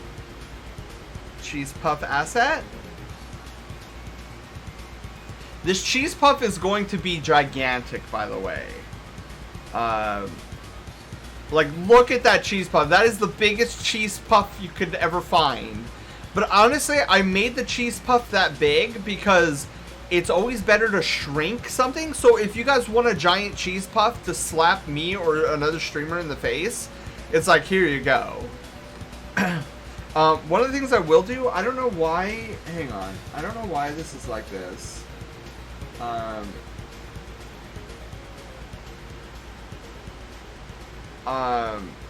Oh wait, you can't see what it looks like. Here, let's switch to monitor 2 really quickly. That's the cheese puff. Look at the size of that cheese puff. The giant cheese puff. But back to monitor 1 here. We actually need... So here's what I'm going to do. I'm actually going to copy this, and then we're going to, like, merge the group together. That way we can center it, because it's not centered, and it's starting to irritate me. I want it to be centered. Okay. So now that that's saved, the giant cheese puff. Let's go to monitor 2. A big hit by a giant cheese puff has been one of my life goals. So I don't know. I don't know about you. There we go. That is a perfectly centered cheese puff. All right. Cool. So we're gonna do the same thing. We're probably gonna be utilizing position, scaling, and transparent. Whoop, no, not rotation. Transparency. Because we're gonna kind of do what we did with the cheese slice, and we're gonna have it. Oh my god, that scared me. I don't know why that scared me. Wolf! Wolf, hello. How's it going?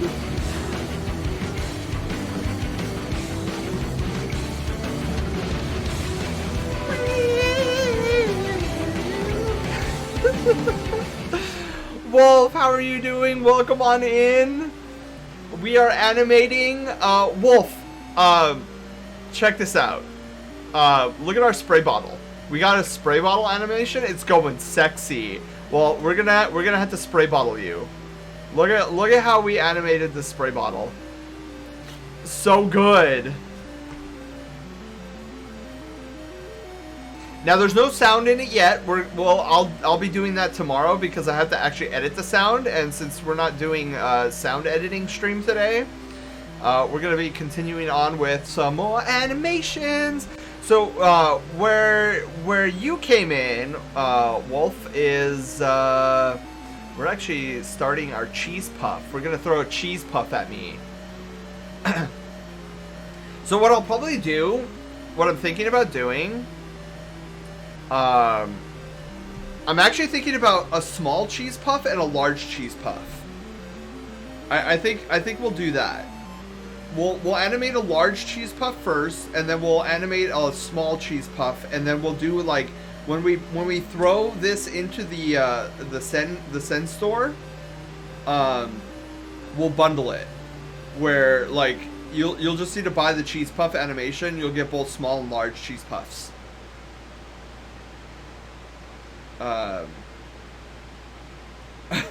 Oh my god, whoa! Are we throwing stuff at you now? Yeah, well we're going to. We're just gonna be throwing Wolf! Oh my god. The 5 gifted subs! Gonna kill me! 5 gifted tier 1 subs to Very, 7, or Sven, sorry. Tenshio, Mooney, and the Bumble. Oh my goodness. I know, Wolf is amazing. Wolf, you are much too kind to us. Honestly, you, like, this is why you are a Brushtail Lord. You do not need to be gifting me so many subs. Sven, hello, how's it going? Okay, so we're gonna do, so I think the cheese, okay, the cheese came in, or the cheese comes in from that direction. So I think I want the cheese puff to come in the other direction.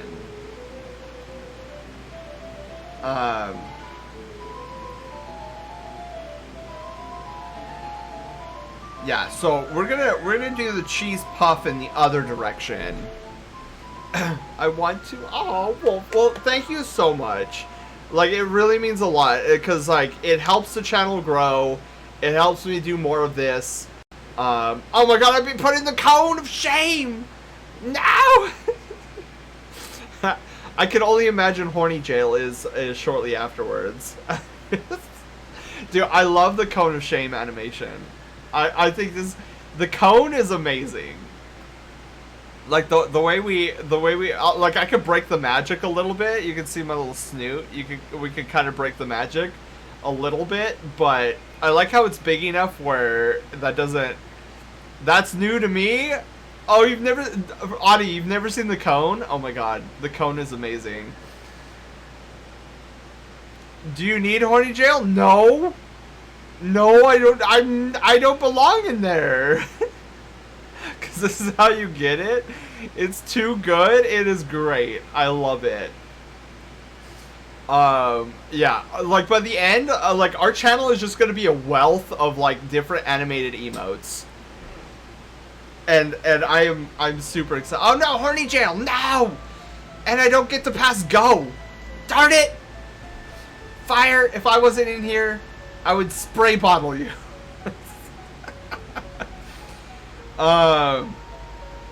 Okay. Actually, you know what? I wonder. Let's take I wonder if I could take the cheese slap animation. Hang on. Let's see if we can take the cheese slap and apply.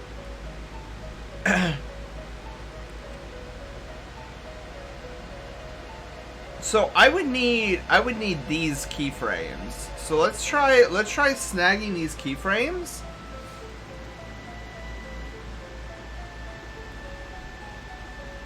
Oh! it works! Oh, it works! Okay, we're gonna adapt this. We're gonna adapt, dude. Look at look at this cheese puff. Okay, we're so adapting this. Okay, alright, alright. So we're gonna adapt this so we don't have to start from scratch. This is actually good. Actual goodness. So we just need to flip the position. Like, the scale is fine, but we need the position to change.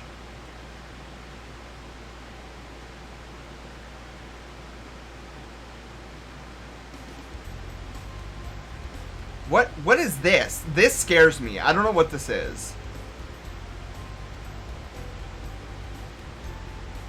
Oh, I see. Okay, I see. So let's do 1300. And we'll go here, we'll do 1300. Okay. Dude, talk about a curveball.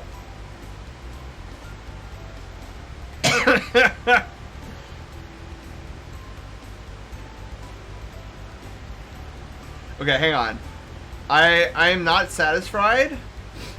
So we're gonna try deleting, and we're just gonna copy and paste. Yeah.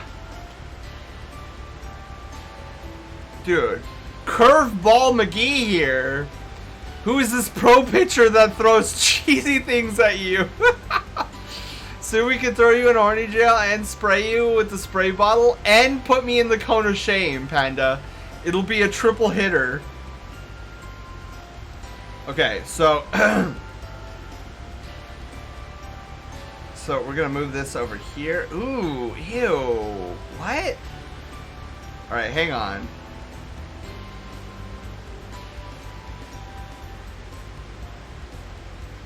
Yeah, I don't like how that's positioned. That actually scares me.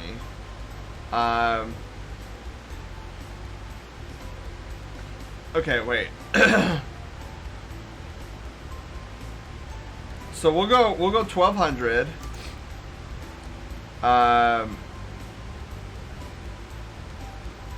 Okay, hang on. Oh my god, hang on.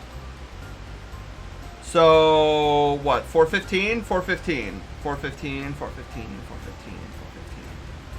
415, 415.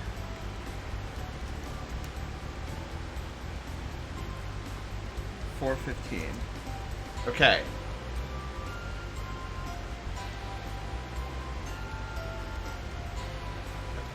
Okay, we also need to fix this as well.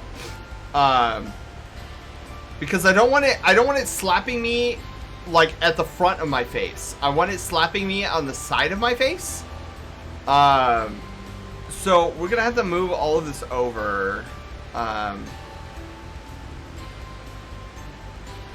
Oh my god! It's not what I wanted. Okay. So 430 and 960. Is that correct? Oh, good music. I mean, all of these have been good, but whatever. Okay. So what was this? 960 and 430, I think it was. Except we need this moved over here.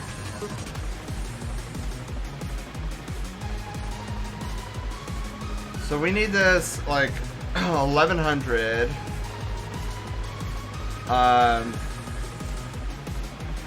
And then we're gonna like get rid of this.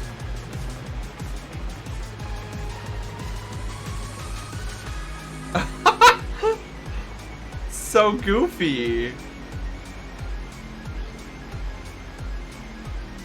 Okay, hang on. We need this to be like...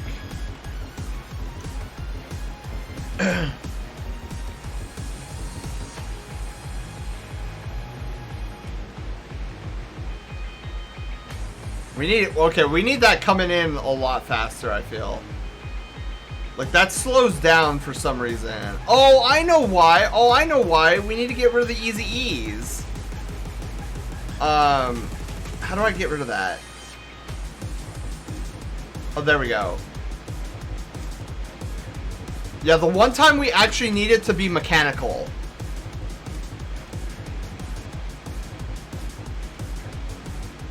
Okay. So we also here's another thing I want to do. So we're gonna do 1400, and then we're gonna copy and then paste. Oh, paste. Okay.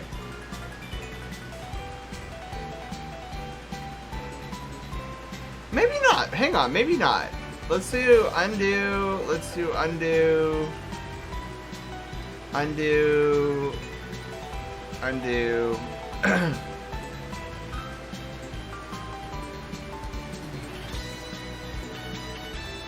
Cause that's not too bad. That's not too bad. We need a kind of kerthunk, kind of an action. So like it goes wee, poof, and then we need we need like to go up, and then like straight down.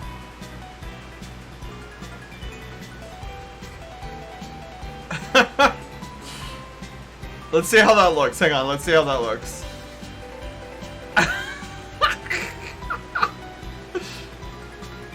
That is definitely not the kerthunk that that we're looking for here. Hang on. If we get rid of the easy E's on these, maybe that'll give more of what we're looking for. Okay, that's feel. Okay, hang on. I think there's too much vertical movement here. I think if anything, this needs to go this way.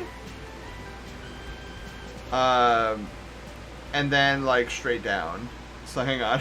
The last part, ignore the last part. It's gonna look derpy.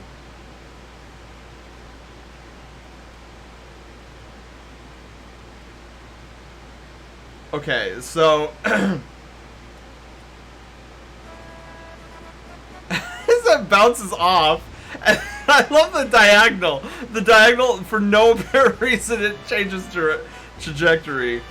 Okay, so let's do this here. This is the funny part of animation, is like you make it look so stupid.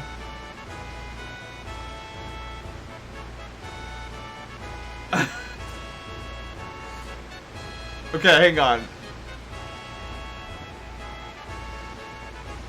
So, the problem is, I think we need to slow it down. And we also need, we need this to have an easy ease.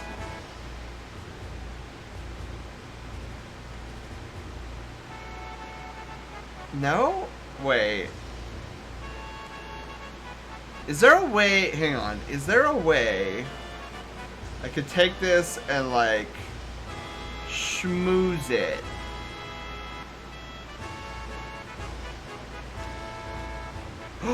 There we go. All right, because things go in arcs. All right.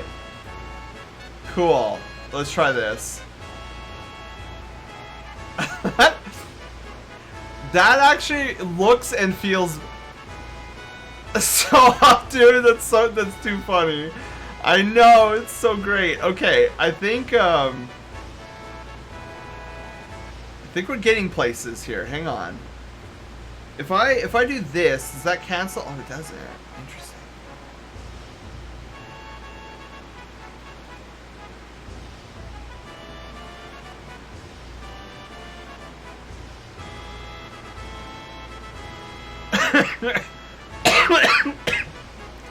This is so derpy.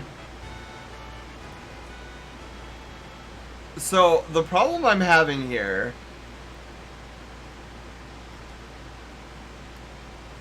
is that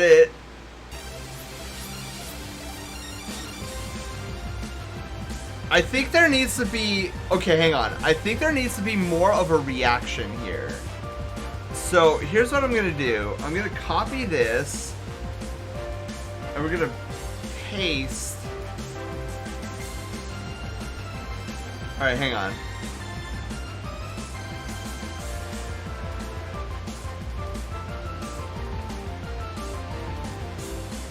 So, how did I do that? Okay.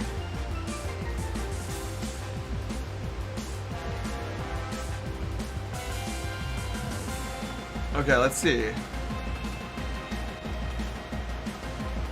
Alright, let's see what happens if we do that. I like how it hugs my face for a split second and then goes. Okay, no, definitely not, but...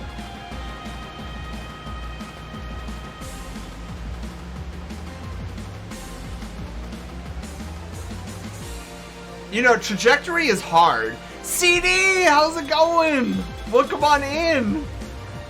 We're throwing cheese balls at my face. Oh my goodness.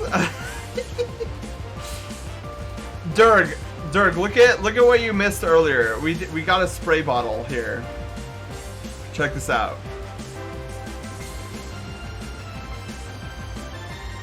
Oh, hang on. This is go all the way. Okay, there we go. Spray bottle.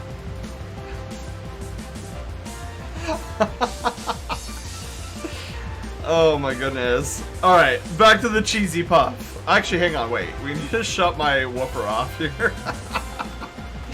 Sprayed out of existence. Exactly. And now we're trying our best for a cheese puff.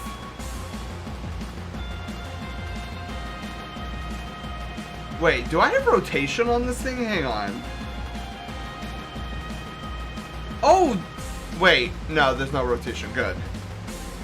I'm like, I don't want rotation. Okay. So cheese puff.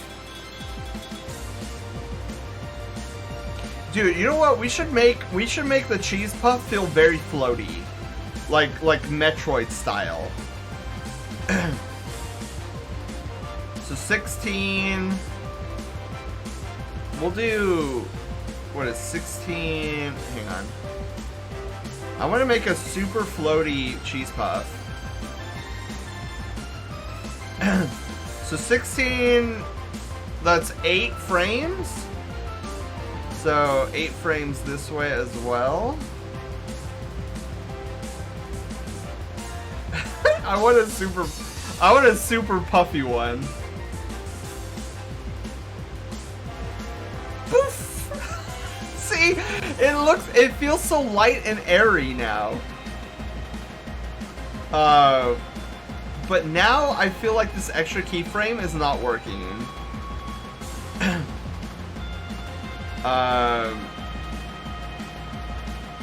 So let's actually do this. Let's move this. I don't know why. Okay, why in the world are these keyframes all over the place? Like this one's 9. Why? Let's bump this to 10. 10 frames. All right.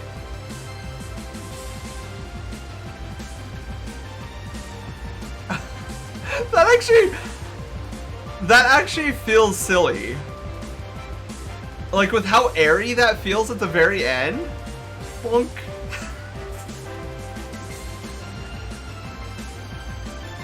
Dude, okay, you know what I should do? You know what we should try to do? I won't do it on stream because we still have one more to animate. But we should have like a secondary action where when the cheese puff hits me, there's like a little poof of cheddar, like cheddar puff. I think that would be super funny. Okay, hang on. Poof.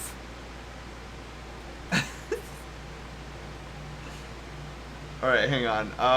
So I'm kind of digging it. So all we need to do now to conclude this absolute derpiness is, okay, we got 8. So generally I like a half a second for transition. So 8 seconds plus 4, that would be 20. So that should be the full 20, or sorry, 12 frames. Hit 0 here. All right, let's see how that feels. Boof. Boof. Oh my god, I love it. It's so light and airy.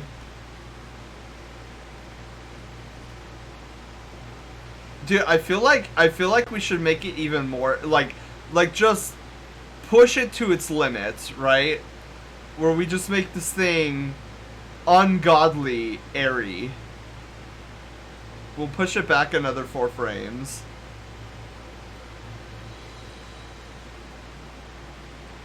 Okay, so we'll push this, and then we'll take these. 1, 2, 3, 4. Push this back 4 frames. Dude, this thing should be like a puff ball now.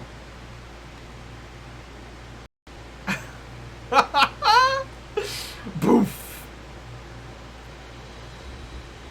But the one thing that annoys me though, if I'm being completely honest, is the down. See, it like increases velocity. Why?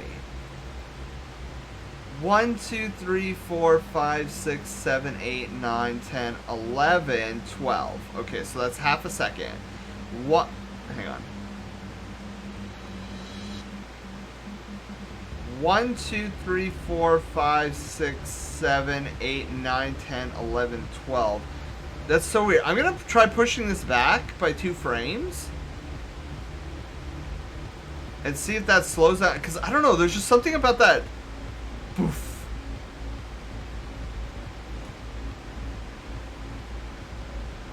Oh, okay. Wait. It's not the speed that's irritating me. It's literally the trajectory. So if we go here, this should actually be going out further into an arc. That's what's probably getting me. Yes, it's Durg. I know, right? It's the Durg. It's the floofy Durg.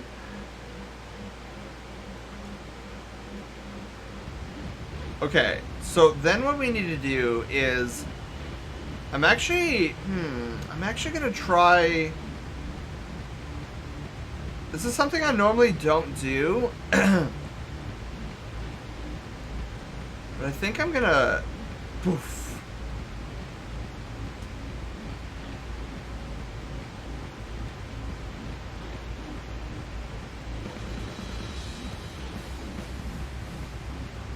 Oh, okay, hang on. So let's hang on. Oh shoot. No. Okay, hang on. I think I know what my problem is. I'm still having trajectory issues. So let's do this. Boof. Boof.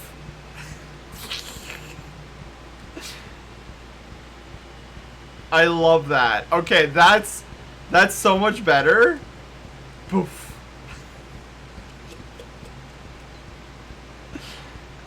Oh my god, that's so much better.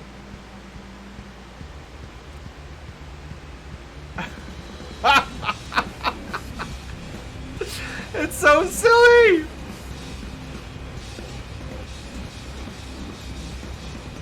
Okay, one of the things we should probably do is we should probably put a little spin on it. Cause I don't know, I'm feeling like it's missing a spin. So let's try putting some spin also.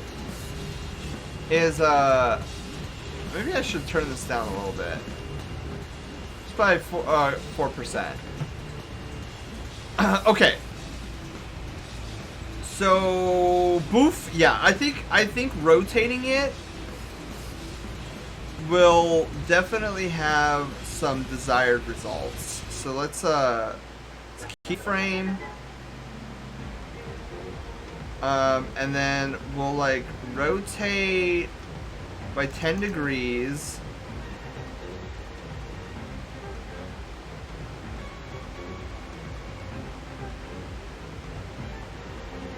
Okay, hang on. Maybe we do it the other direction. So maybe we do negative. Let's do negative 20 degrees.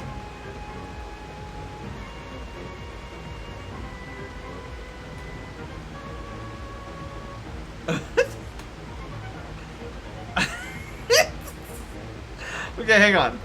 Let's really push the boundaries. Let's do negative 80 degrees. Oh my god.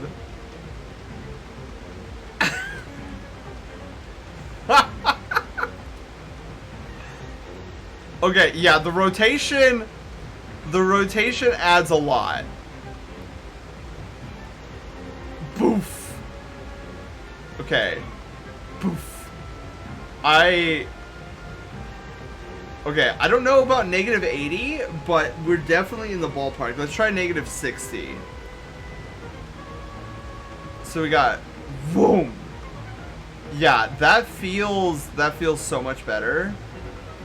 Let's try an easy ease.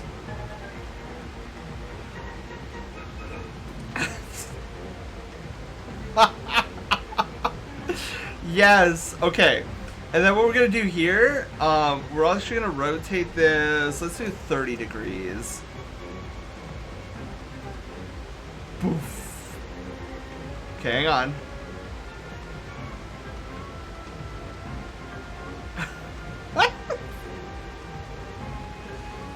Oh my god. Poof. That feels poof. I am having way too much fun with this. Poof. Yes. The 30 degrees is definitely a yes from me. I think the 60-degree rotation, throwing the cheese puff at my face, I think is also a yes. Poof. Yes, okay.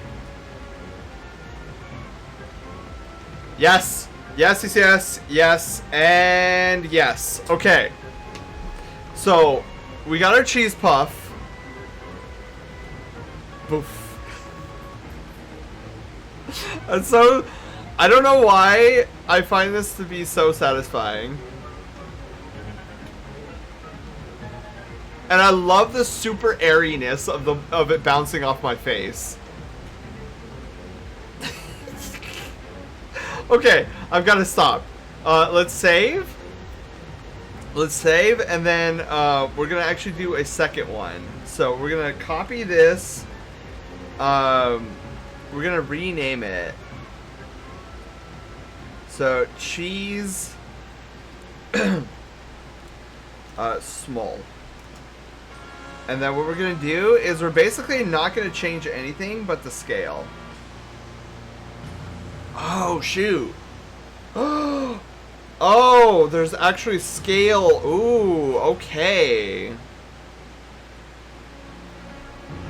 Okay, so there's actually a scale on here. All right. We need raining cheese puffs. Oh my god. Raining cheese puffs. I could totally picture it. But I want an extra small one. So, it's gonna be interesting. So it starts off at 120% and goes down to 75%. So, huh. So what's the, I don't know math. We're going to try to act like we know math. So 120 minus 75 is 45 degree difference. So if we scale this down. Oh no, oh no, hang on. There. If we scale this down to like tiny little like 30, we'll do 30. Well, that's actually,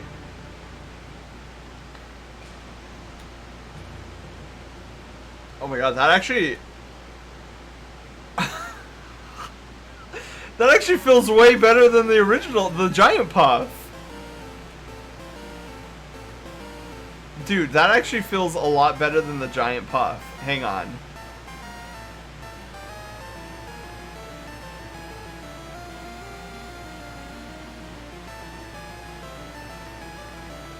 That actually feels so much better than... Dude, that feels so much better than the larger puff.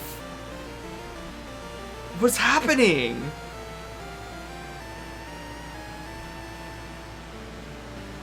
It feels so much better than the giant puff. I didn't even mean to make that feel better than the giant puff, but that feels way better than the giant puff. Boing. Yeah, it feels more boingy.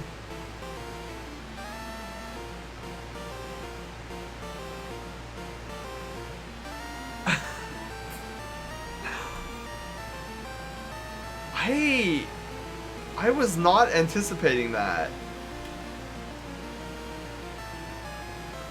Yeah, I think, okay, I think we just forego the large one. Like, that feels so much better. It's more like one of those bouncy balls. Poof. Yeah, sort of. Poof. Oh, I love it. I love it, guys. This is... Yeah, we're gonna stick with the smaller one. I think small is the way to go. That just... Oh, cheese! Yes, you'll have two things of cheese now. You'll have a cheese slice to hit me with, and now a cheese puff. Poof. Okay, I gotta stop, really. Okay, so this is position, scale, rotation. All right, so what are we looking at here? Like, what does this end at? Crafts. I don't like how I don't like how it's not.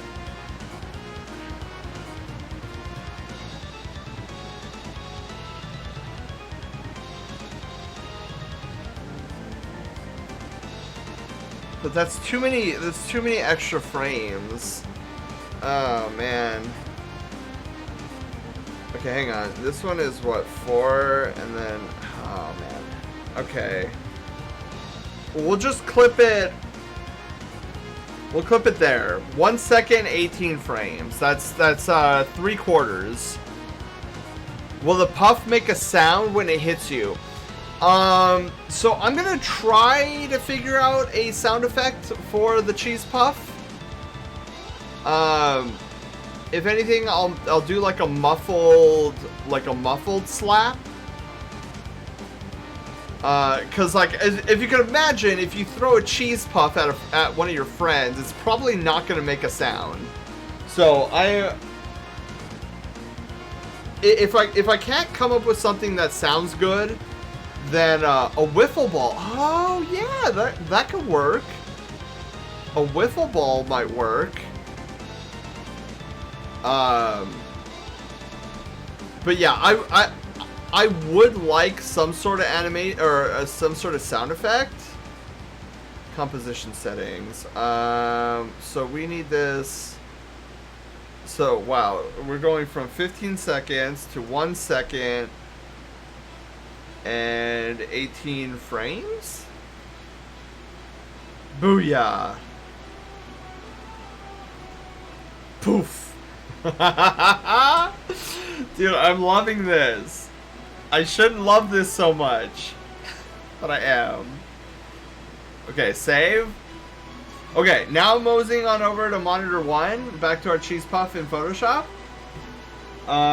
So we got the cheese puff, now our woof tennis ball. So crap.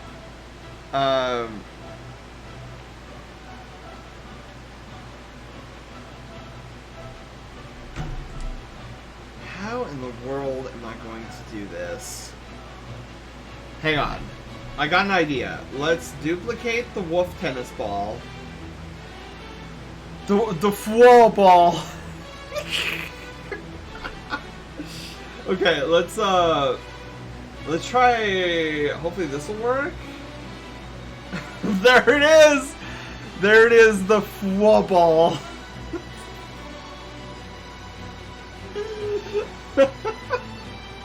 Okay.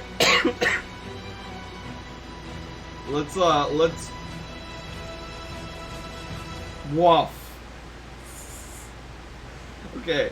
Let's rotate, and hopefully all we need to do is rotate, hopefully.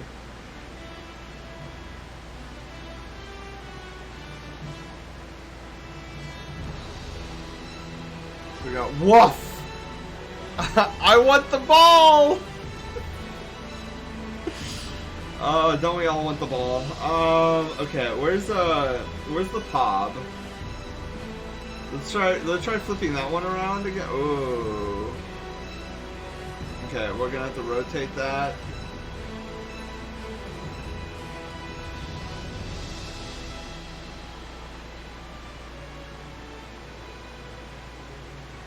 So we got woof, woof.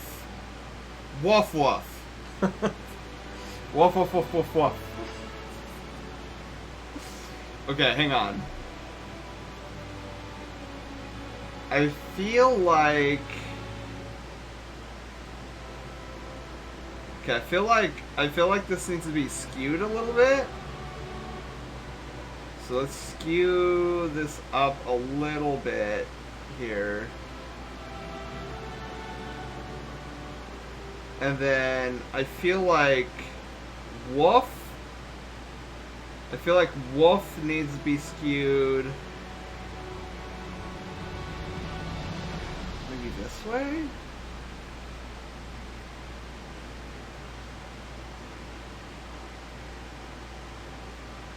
Woof.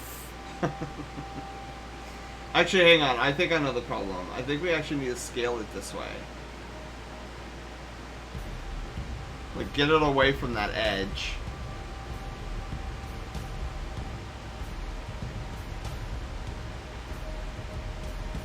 The woofle ball.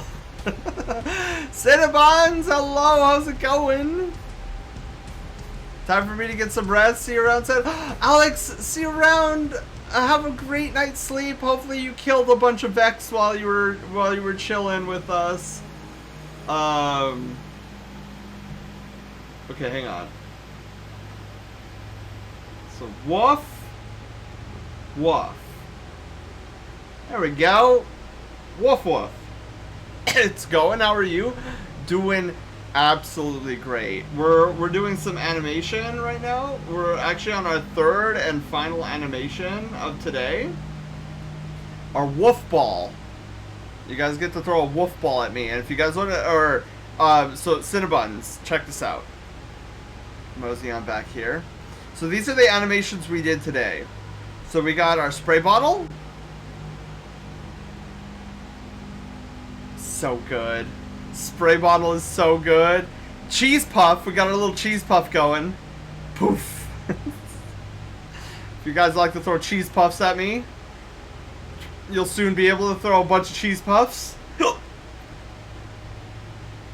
And then we're getting our woof ball. I love those. I know, aren't they so cool? Yeah, so we got our cheese puff. So our woof ball, our woofle ball, is probably gonna follow the same format as our cheese puff. So it'll probably do the same thing. But yeah, so let's get started here. Especially since I'm noticing the time, I'm like, shoot, we're getting close to the end of the stream here. Okay, tennis ball. So again, it's really awesome that we only have one. Okay, so basically one asset. So we got woof 0-0. We'll do right wolf. Okay. And then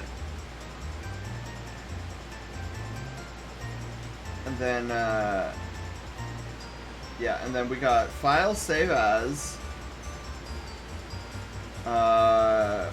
wolf 1.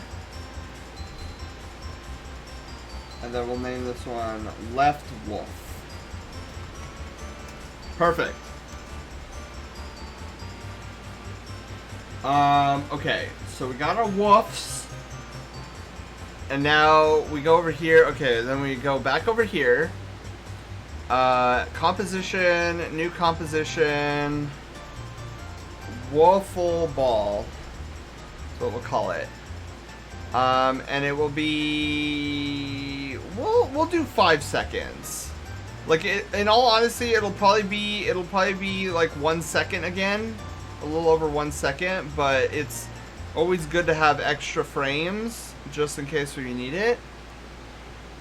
All right, so then where's our profile picture? Okay, for reference, perfect.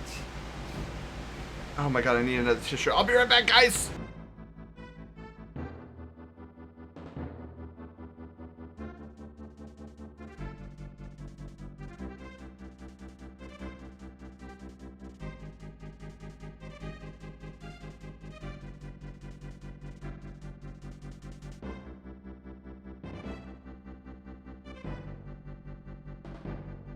Okay, I'm back.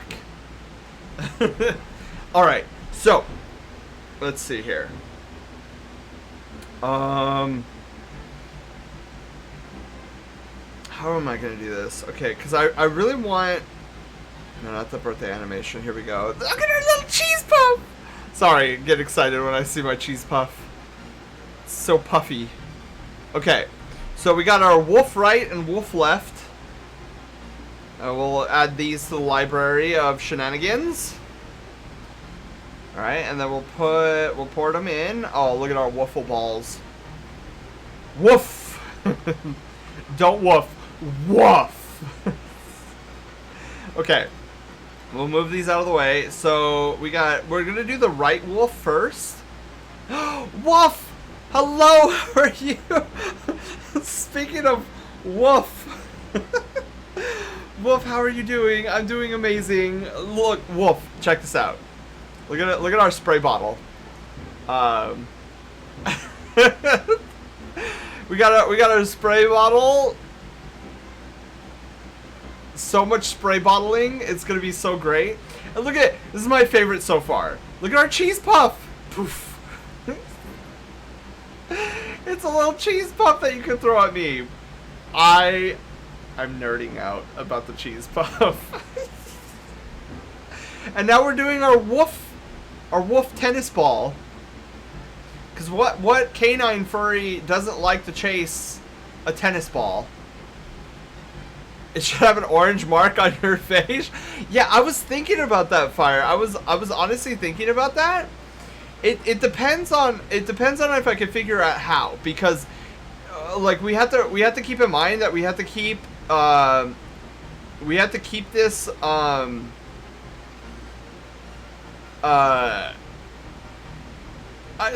I'll probably come up with like tomorrow when I finalize all this and get all 3 of them into the store. I'll probably come up with like a little puff that lasts just a few seconds, like a little orange mark. Because I think that would be a good idea. Let's have a version with a whole fistful. Oh my god. I would consider it, Fire, but that's a lot of animation. Like we would have to animate each one of the puffs. Okay, woof ball. Woofle ball. Okay, cool. Oh, this is such a good song. Alright, so I'm gonna copy this, and we're gonna take our woofle ball. Position, rotation, scale, no, yeah, and opacity. Alright. Woof! I love it! Woof.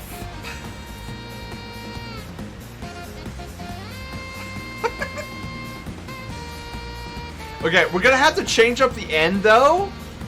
Control C is your friend, I know. I love this. Woof!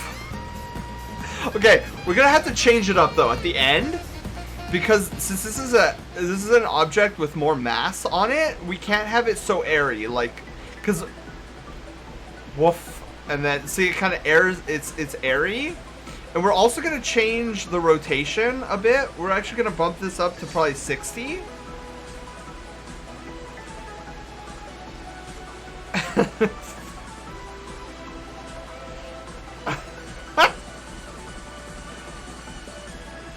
Okay, hang on. So, we need to cut the airiness down. Like the way it bounces off my head is way too airy. So we need to, and the way to make it less airy, 1, 2, 3, 4, 5, 6. So let's do 6 here. So the only way to make it less airy is to speed it up. So we're gonna speed this up. Also, I love this song. This song is amazing. Whoops. Okay. 1, 2, 3, 4, 5, 6. Okay. So yeah, we're definitely gonna make it less airy.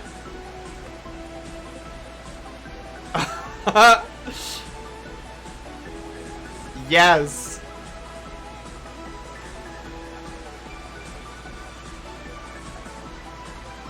I love it. It's so bouncy.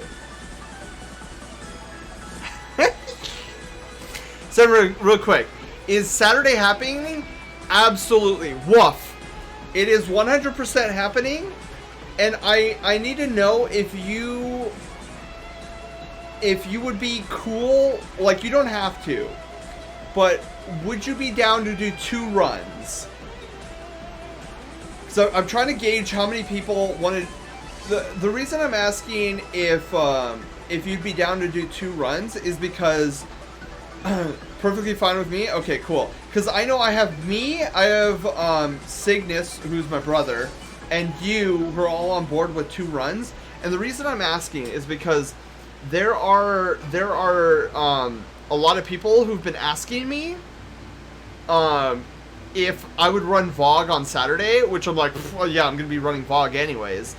So I'm just trying to gauge like who would be willing, so that we like Sherpa, is that the correct word? Sherpa people through? I don't know. Like I don't want to say carry them through, but like guide them through. There we go. That's the word. Guide them through. Sherpa them through. I thought so, but I wasn't sure. I was like, Sherpa is such a weird word. Oh, I love how bouncy that feels coming off of my brain.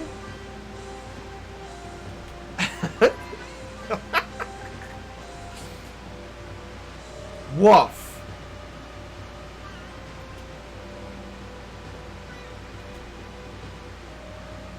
Dude, a part of me, okay, if I'm being completely honest, a part of me feels like I should speed up the woof coming in.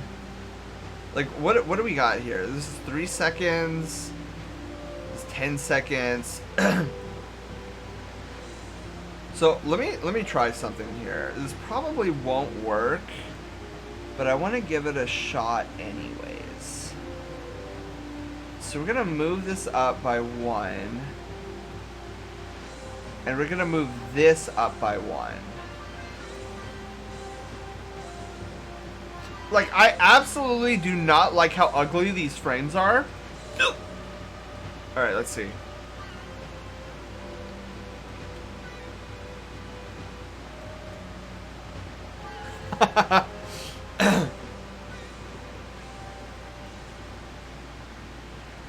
I like it. I think that's the way to go. But what do we got here?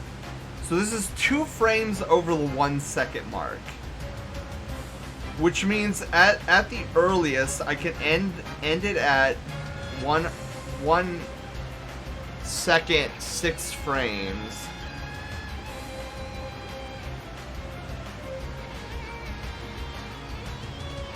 Poof. Yeah, that feels good.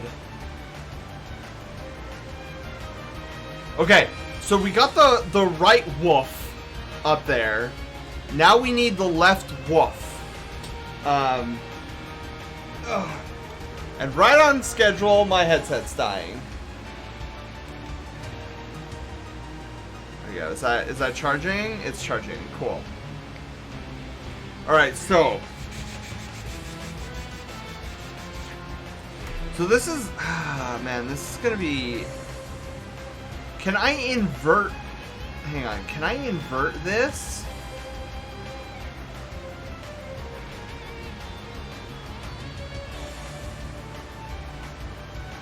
Oh, no, that's not what I wanted. Okay, can I,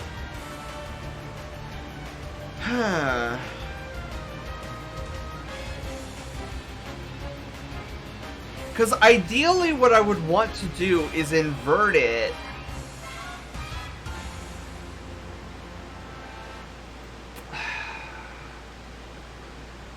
I don't know if, Zelda, hello, how are you doing?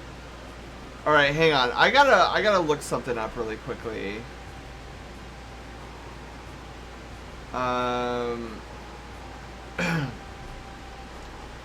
Invert,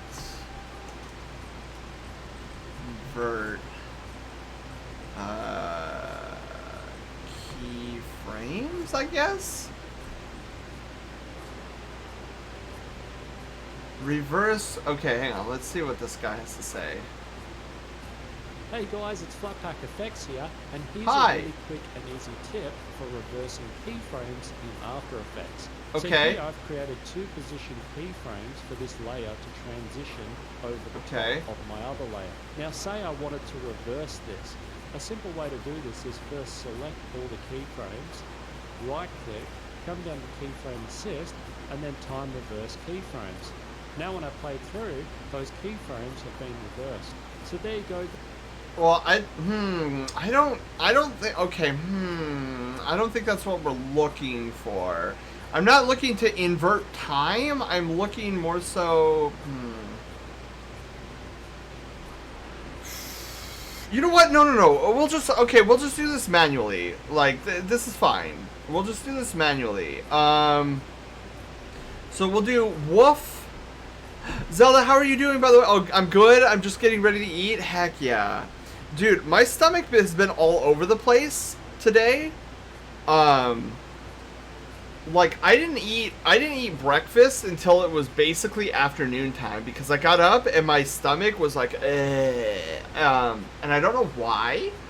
But then finally it was like, okay, I'm really hungry, so I went to treat myself. I was like, you know what?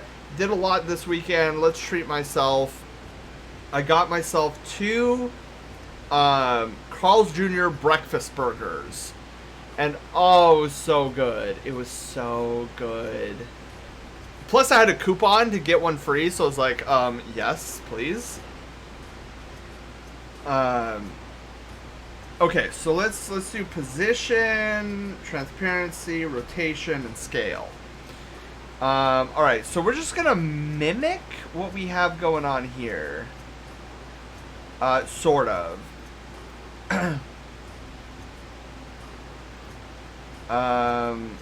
Okay, so scale, the scale should be relatively easy.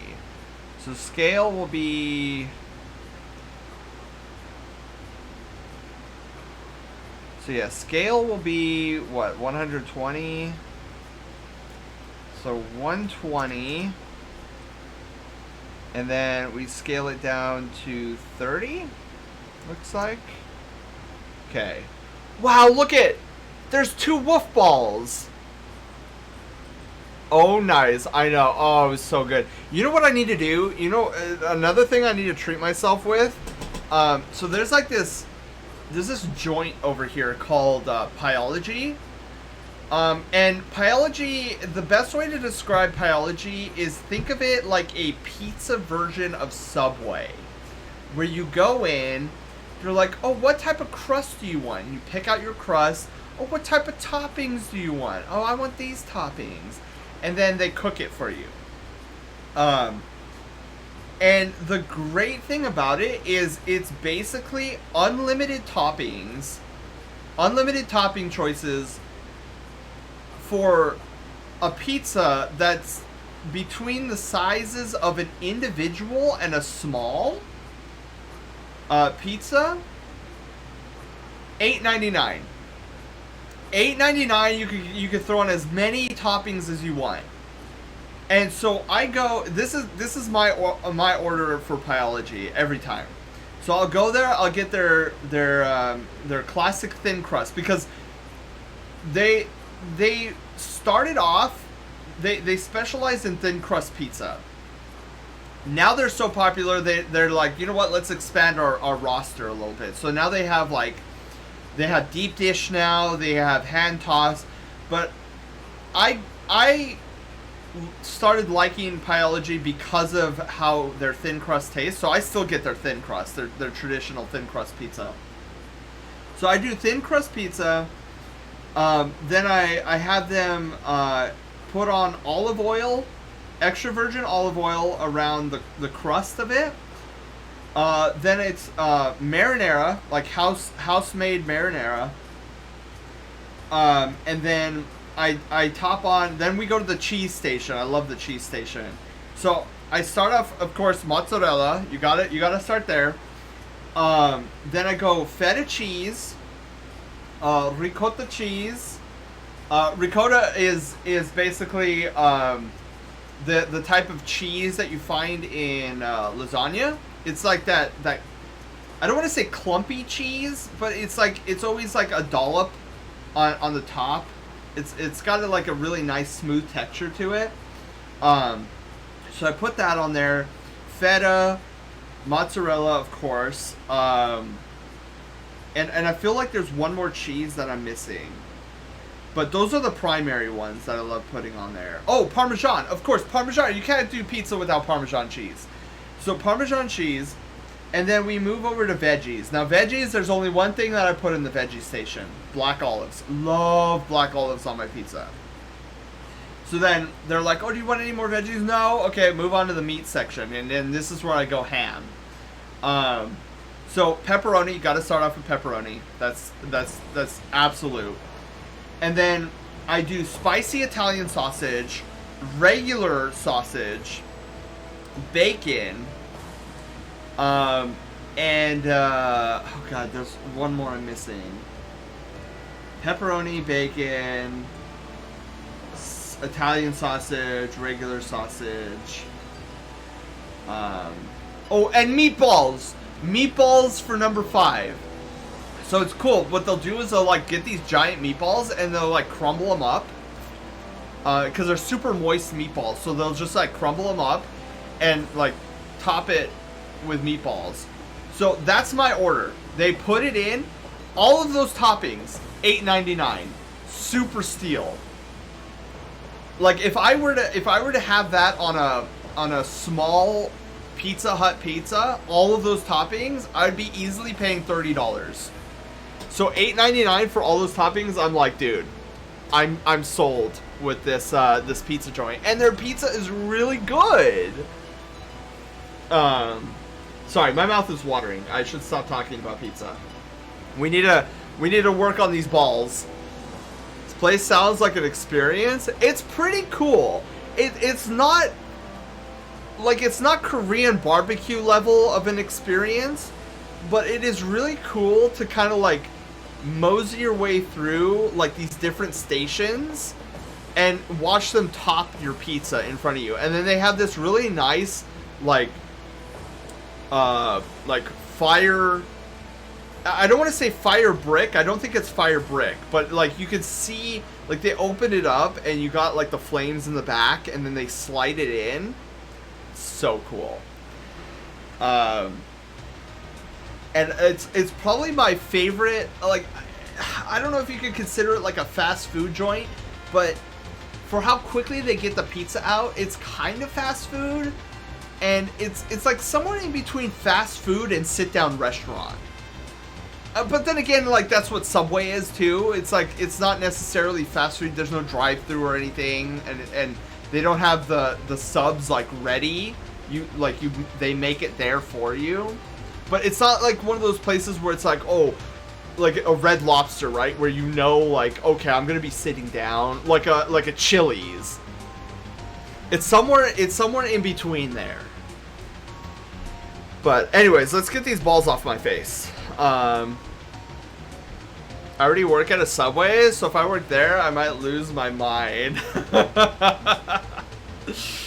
Oh my god. Lose your mind in a good way or a bad way? Probably a bad way. I can only imagine like Subway, Panda, you probably get people, if I'm not mistaken, both. Because I can only imagine you get these people who are like, what are these? And then you explain it to them and they're like, what? How many calories are in them? And you're like, I don't know, ma'am. I just work here. Like, I could totally see Subway clientele being like that. Like when I worked at Jamba Juice, which is a smoothie joint out this way, which is like Jamba Juice is perfect for out here because we only get 2 seasons, summer and slightly cooler summers, so like it's smoothie season all year round over here. But I would hate it. I would hate it when like these people would come into my store. I haven't gotten that yet, but I get like 3 to 5 sandwiches per customer. All want their sandwiches loaded. Oh Nelly. Okay, I can I could totally see how that could be horrendous. But yeah, like with Jamba Juice, I would always hate it when like luckily the store I worked at, most of the time the clientele was pretty chill, but a lot of times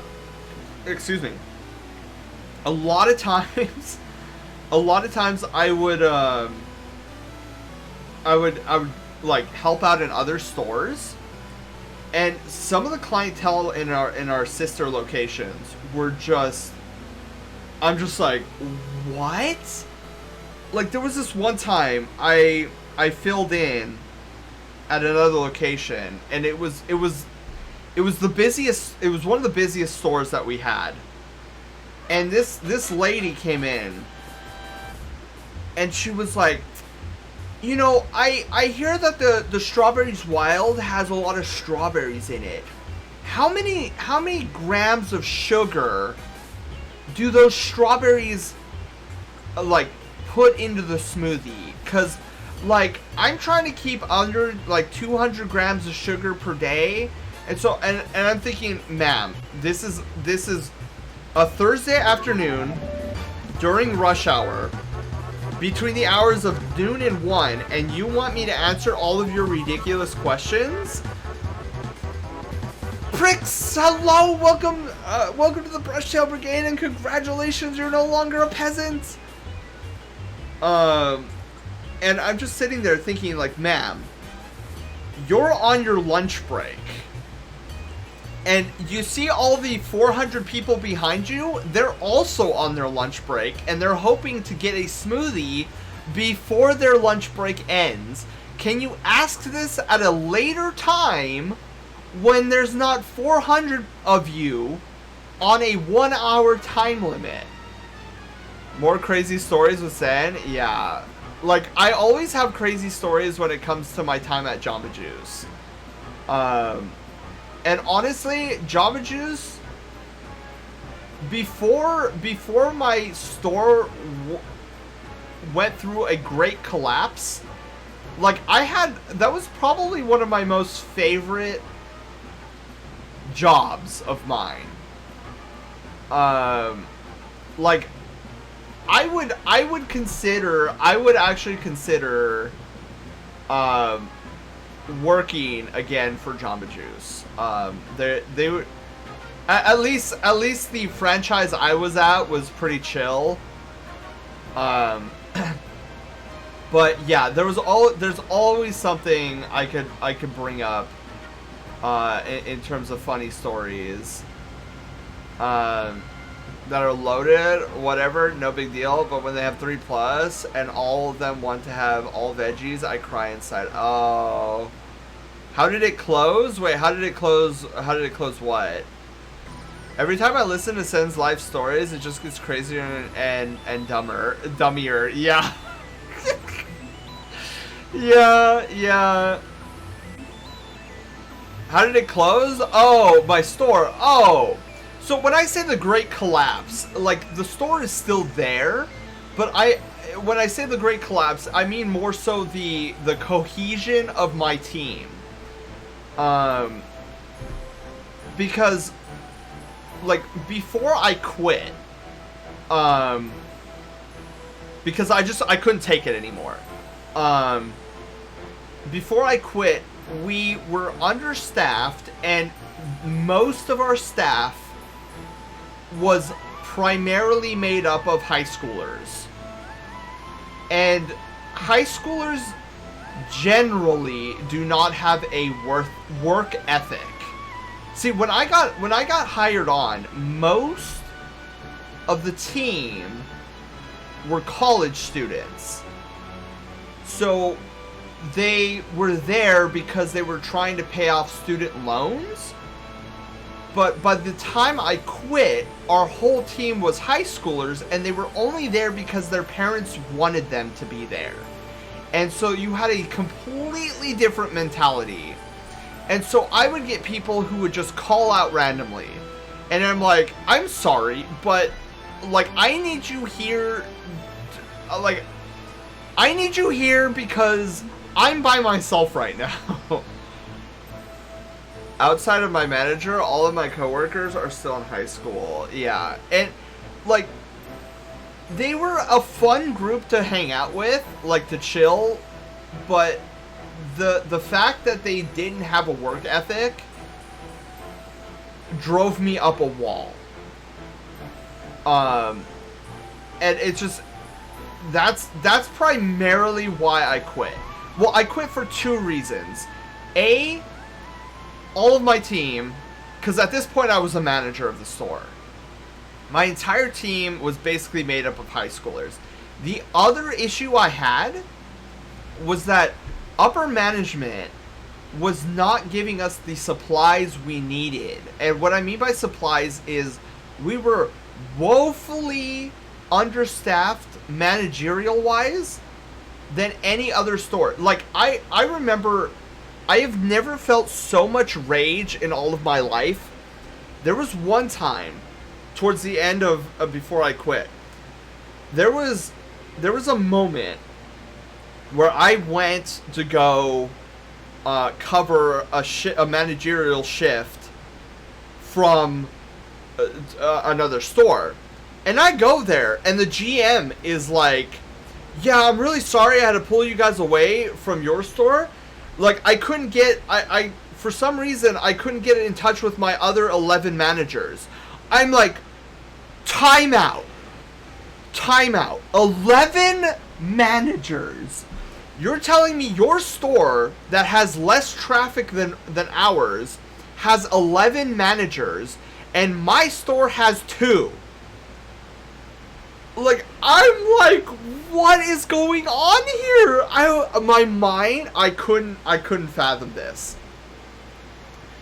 Here, me and my friend are working our butts off, doing 9+ hour shifts, on our feet, doing all the heavy lifting, and having to deal with all these Karens all day long. Like, so here's how our store was by the time I quit. I would either be an opening shift or a closing shift. I would be there from 5 in the morning to like 3 in the afternoon. Or if it was a closing shift, I was there at 11 in the morning and then closing at 10 p.m. Okay? So these are crazy shifts that we're doing. And I go over and cover another, I have been degraded to a non-sub viewer. Oh no, Gato! No! Mooney, hello! Yeah, so I'm sitting there, like, covering this shift, and they have 4 managers on when I get there. So they have an opening manager, mid-morning manager, midday manager, and closing manager. And I'm like, dude, that's the dream!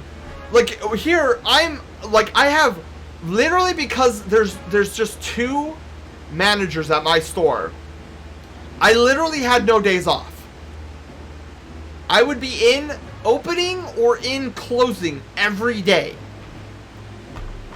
And I'm just like, guys, we have like 10 other stores, and you're saying your store in particular has 11 managers. You're telling me we couldn't pluck anyone from any of our 8 other stores to, like, be our new another manager here. Like, I told upper management one time, I was like, I'm not asking for like 6 managers. I like, desperation, I'm asking for 1.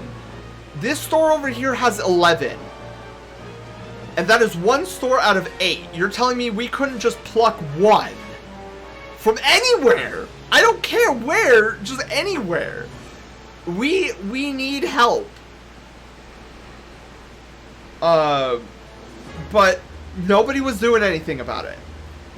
And so when I quit, the big guy, the guy who owns the 8 stores, he came to me. I loved him. He was such a sweetheart. Probably the best, like, upper boss I've ever had. But he came to me, he's like, hey, I know this is your last day, but, you know, I want to talk to you. I want to know, like, no holds bar, like, what's going on with this store.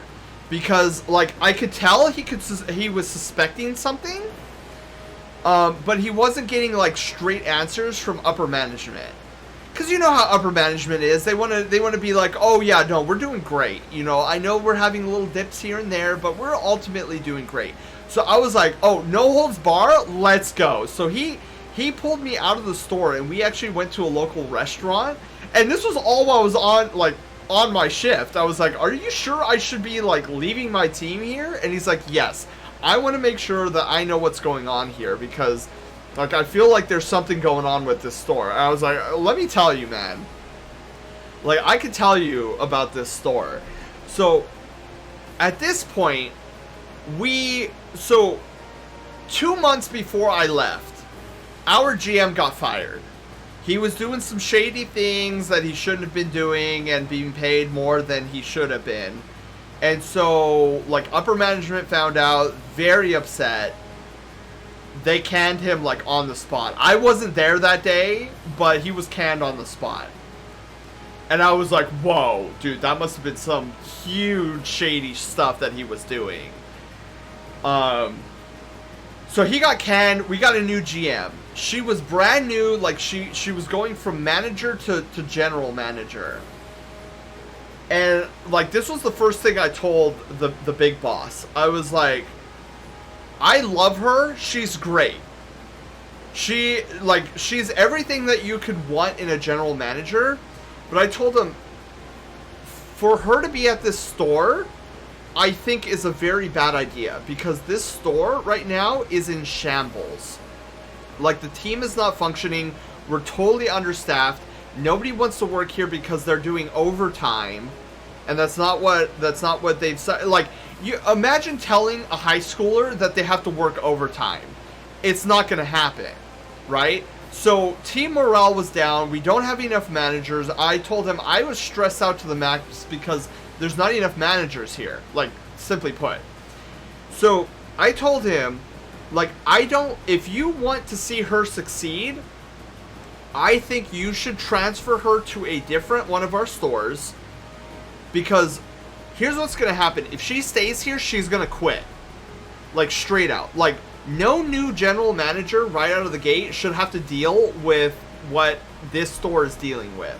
So I said, my suggestion, sir, is that you take a seasoned GM veteran from one of our other stores, position him here, move her to a well-established store that has a functioning team so that she doesn't have to go to sleep stressing about what the next day brings. Let her get her feet wet, let her get experience, and then if she wants to come back to this store and try to mess around with it, do it. But I told him I think it's very unfair for this brand new baby GM to have to deal with stuff that, like, even veteran GMs would have a hard time dealing with. So he said that was a great idea, and like, I went back a few months later, and that's exactly what happened. Like, he took my suggestion to heart. Like, she switched stores, a veteran GM came to my store, and it seemed to be going good. Slime, hello, how's it going? When is Taylor free for getting on Neos and helping out with getting your model there? That's a good question, Zoro. You might want to ask him. Taylor, I don't know if you're still here, but Zoru has a pretty solid question. Slime, how are you doing? I love the flag. Yeah, woo! Dude, I wish I had little tiny flags like that, because it looks like he's having so much fun waving that flag around. I know I would. Oh, there's Taylor. Okay. Anyways, that's my story. And it makes me cry every time. Honestly, telling that story makes me cry every time because I have such fond memories of my time at Jamba Juice. Like, literally, I don't think I had as much fun ever. Well, except my current job, which is all of this. This is my dream right here. I'm living the dream right now. But, like, when it comes to, like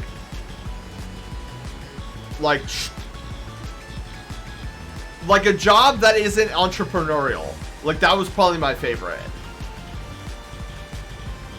What's the worst day you had at your old job, Sen? Depends, Slushy, depends. If we're talking about Jamba Juice,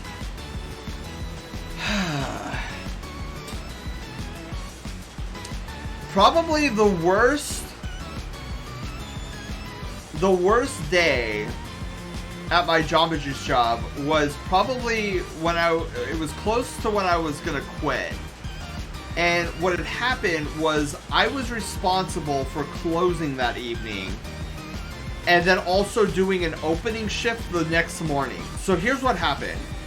I got to my store at 11 in the morning and I was trying to get the store, like, They told me not to start closing down the store until like 6 p.m. and I always ignored it because I'm like, I'm sorry, a one-size-fits-all does not fit this store. So I was trying to get stuff, like the non-essential stuff, closed down at 4 p.m. 6 p.m. rolls around and I get a call from my closer. I'm not coming in. No reason, no like I'm sick or anything, I'm just not coming in. And I'm like, well, did you contact anybody? I need a closer. No closer. I was like, get back to me in 40 minutes and find somebody to close. Because like I need a closer to close down the store. I need a second person at the very minimum to close the store. Because I can't be doing this by myself, especially considering that 8:30, 30 minutes before we close the store, we always get a rush for whatever reason. Like, people are ordering bowls and smoothies and juices, and I'm just like, okay. I don't trust him to contact anybody, so I take it into my own hands. I'm calling up people. I then even start calling other stores. Like, anybody do a last minute closing? Like, I know this is a long shot. Nobody. So, last ditch effort. I have my pre-closer stay for the whole thing. And honestly, I don't even have him stay for the whole thing. Like, I have him stay maybe 30 minutes after we shut the doors. And then I'm by myself for the whole thing. Knowing full well that I have to do a 9 to 10 hour opening shift the next day. And that was probably my worst day. I did tell my manager since I open weekends I needed another person with me like 2 weeks ago. Like, she expected me to work with somebody who isn't good and on the 2 busiest days. Just me and them, yeah. I'll never forget. I'll honestly never forget. There was so the maddest I've ever been at Jamba Juice, when I was at my Jamba Juice job, was, so for some unknown reason, the GM understaffed us that day. And so it was going to be me and a new hire opening. And I was like, oh, dude, this is going to be great. We're going to have so much fun.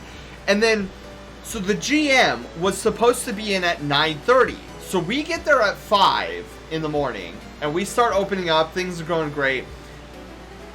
9 o'clock hits. No GM. I'm like, okay, where is he? 9:30 rolls around. No GM. 10. No GM. Like, we don't get another person in the store, another team member, until 2 p.m. If the GM doesn't show up, it's going to be the two of us until 2 p.m. Like, what? So, 10:30 hits. No GM. And I'm like, this is getting ridiculous. Like, he better be in the next 10 minutes. Then, catastrophe strikes. Like, I'm like A-okay with catastrophe. Like, at this point, I'm so skilled with the store, like I can manage it. But we have a new hire, okay? I don't want to put her through this much stress. Problem: she's not trained on registers.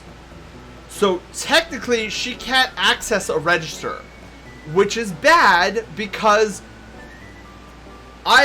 during this catastrophe, I wanted her on register so that I could mosey the line. But that was impossible to do because of how our system was set up. So I had to force her on the line. And this is like her third day, right? Everybody starts rolling in. 10:30 hits. I don't know if there's, I don't know what's going on. I have never seen it more crowded on just an average work day. People flooding in. I don't know what's going on. So I try calling up the GM.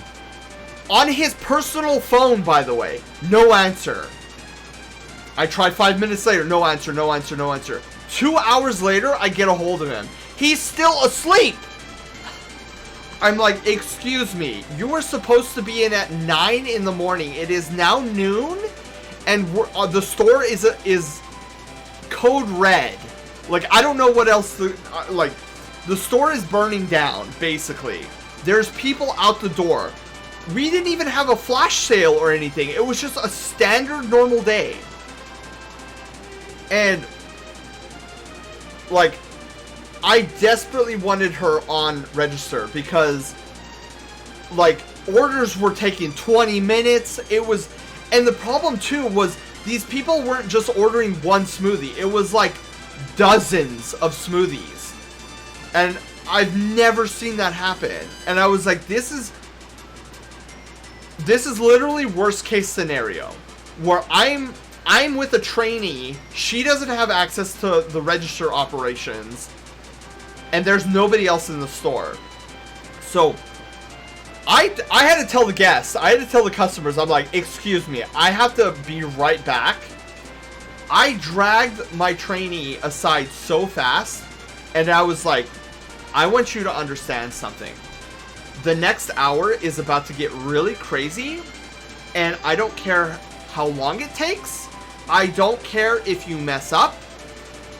I don't care that there is a waterfall of tags coming out of our little printer. I want you to focus on one smoothie at a time. One smoothie at a time, one smoothie at a time. Because I figure if she's focusing on one smoothie at a time, that's at least less of a chance she messes up and then gets that smoothie out of my store. So I said, I know there's a bunch of people out there. Let me focus that. You just focus one at a time. And so that's what she started doing. I don't know what was happening. I was like, I literally had to put people on hold. I was like, let me go in the back. I need to start helping get these smoothies out, right? And a lot of people were understanding, but then at the very end, there was a Karen who was yelling, "Oh, this is taking so long." I'm like, ma'am, you yell at me, not my trainee, you yell at me. Like, I understand. We're understaffed. You can blame it all on me. But we're definitely trying to go as fast as we possibly can. And she was just not having it. So I was like, okay, I'm going to take your drink personally. Like, let's do all this and get you out of my store. It was 1:30 in the afternoon of this non-stop madness where my GM finally entered and saw the disaster that the store was. Floor was a disaster. I'm pretty sure there was a spill over in the corner that I couldn't get to for the past hour. It just had to sit there. He saw tags everywhere. There was no dishes cleaned. Like, everything was blowing up. And I gave him the most stern look ever. I was like, where have you been? Like, we need you. So he got on, and he started helping out, and we finally got through. And my trainee was so shaken by the experience. Like, as a manager, I pulled her aside afterwards, and I gave her, we had like these, not like these employee of the month things, but we had like these little like plaque thingy. Plaque is maybe a little bit too luxurious of a word, but as a manager, I'm able to like award good employees with like this little certificate thing. So that's exactly what I did. I printed out this certificate for her, and like I praised her up and down. I was like, you did what most veterans would have struggled with. And like, I could tell when I pulled her aside, the poor thing, she was on the verge of tears. Like, she was shaking. Like, you could tell she was physically shaking. And I said, listen, you did what veterans would have a hard time with, and you are a trainee. I have never seen such like determination and skill for a trainee as I did with you today. And so I said, I am awarding you this little certificate for going above and beyond. And I told her, because of everything that you did, I want you to take a 40-minute break. Like, I know you're scheduled for just a 10, but I want you to take a full 40 minutes. Like, just collect your thoughts. If you need an hour, like, I will even go an hour. But you just sit back here, relax. I don't want you thinking about work. Like, today was a crazy day.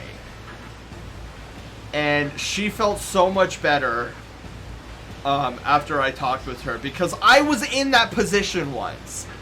Like, if like, not to that extreme, but if I had to do what she did for 3+ hours, I would have probably quit. I would have probably cried and then quit, because I'm like, there's no way I can do this.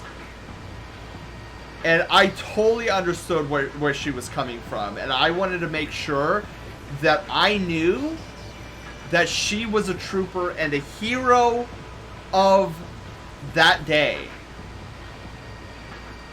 Hearing and reading stories of San and Trash Panda is bringing back horrors of my time working at Subway. Oh no! But, like, even though the day was rough for me, it was only rough for me because I knew how scared she was. I don't like to see my friends and coworkers be scared. Especially when I was manager. I even told her, like, I'm gonna have a talk with my GM about your absolute amazing work ethic today. And I will make sure he and the rest of the team know that you are an amazing person. And she's, I felt bad because, like, the words I was telling her, she just started bawling. And I was like, oh, I'm sorry, I didn't mean to make you cry. And she was like, no, I needed to hear those words because it was such a crazy day today. I'm like, please do not feel like you did a bad job. Because I know without a shadow of a doubt she was beating herself up about, like, I didn't do the smoothies fast enough, I didn't do them correctly. I'm like, no, you were a trooper. Alright, Zoru, have a wonderful evening. Sounds like dog, he gets the negative energies from the humans around them. Yeah. Like, my goal was, if any of the Karen, and I'm just frustrated that one of the Karens slipped through my fingers, because I wanted all the Karens to yell at me that morning and not her. Like, the trainee, I didn't want any of the Karens going after her. And I was going to do my darndest to make sure that if there were people upset, I want them upset at me. And I mostly was able to do it, but then there was this unruly, like, Karen. And I'm like, I'm sorry, what do you want from me? There's 2 people here. One's a trainee and one's a manager. There should have been 2 more people, and I've given, like, you try doing my job, ma'am.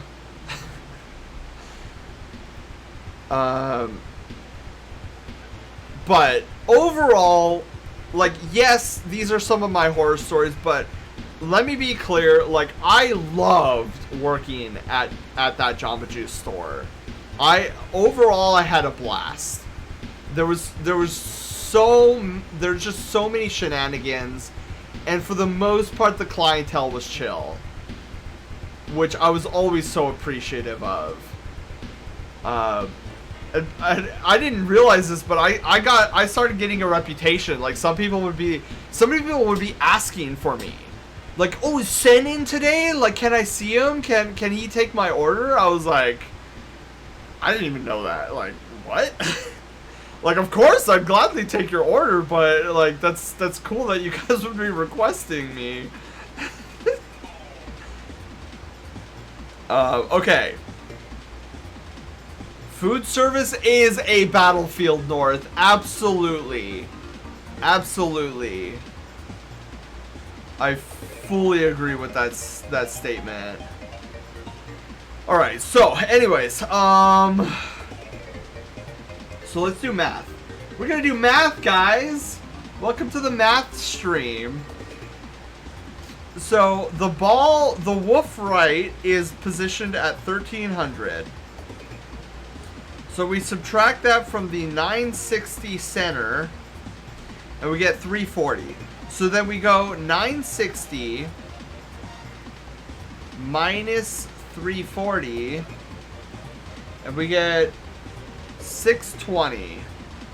So the position of this will be 620. Too bad it wasn't 420. Okay. So then we got what? 705. All right, cool. Oh yeah, we're getting there. Ball! I know, right, Mooney? Check this out. Ball. So we're currently trying to do the right ball. Sorry, the left ball. Okay. Actually, we should do the rotation too. So negative 60. So this would be what? Positive 60. And then we got 0 degrees, and then we got positive 60, so this would be negative 60. Perfect. And then we're gonna easy ease these keys. Easy ease. Alright, so we got woof. Hence why I prefer working a warehouse or a factory. Oh yeah. Well, see, this is why I took a like, this one wasn't as fun as I thought it would be, but I was part of a call center for a game studio, and that wasn't as fun as I thought it would be. Like, it started off okay, but like, a call center can be very demanding, and so I don't know, like, I wasn't enjoying myself as much with that call center. So many balls. I work at a retail store. Retail can be fun. I worked at a Target once. That one was okay too. I mean, I'd probably do that job again. But yeah, I'd prefer not to work with the general public. But see, that's the thing, right? Like, I love talking with people. But see, that's why I'm currently in the job I'm currently at now, which is this. Because I love talking with people. When they're not Karens, I love talking with people. I work for a tree company. We cut trees. It's money, and you spend time outdoors. That actually does sound interesting. I know if like the whole streaming, art commissions, and then art store somehow fails, like, I'm thinking about working with pets or something. I think I would have. I think that would be an interesting position. So we don't yell at you. So there's that. Yeah, exactly, Panda. But like, I'm really grateful that I could do this for a living now. And I'm really hoping that eventually, like, I'll be able to, like, find a place of my own. Like, eventually make this large enough where, I can, like, be self-sufficient. Because right now, in the position I'm at, like, my living situation, it's, like, this job is sustainable for me. But eventually, I would like to move out to I don't want to necessarily say a better place, but a different place. And that wouldn't be sustainable at my current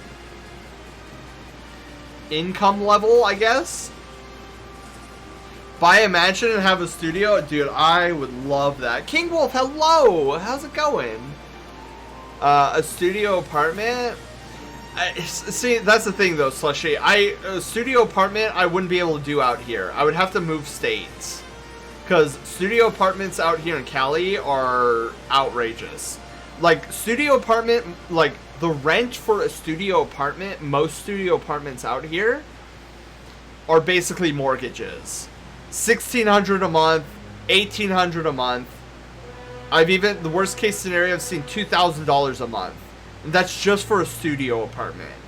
So I would probably have to, if I found a different living situation as I do now, it would have to be out of state. Because there's no way I'm paying $1,600 a month for a studio apartment. Like, that's outrageous. Studio apartments should honestly be no higher than $500 a month. And even that's pretty high. Because if you think about it, let's say you're doing a minimum wage job. Like, you'd be able to sustain yourself $500 a month for a studio apartment. But, like, out here, the prices are just, like, really outrageous.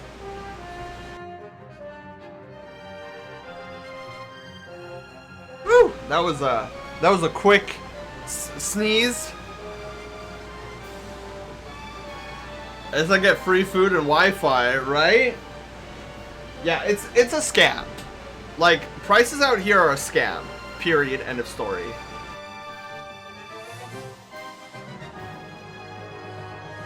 Like, I don't know I don't know how any like single person is supposed to afford $1,600 a month.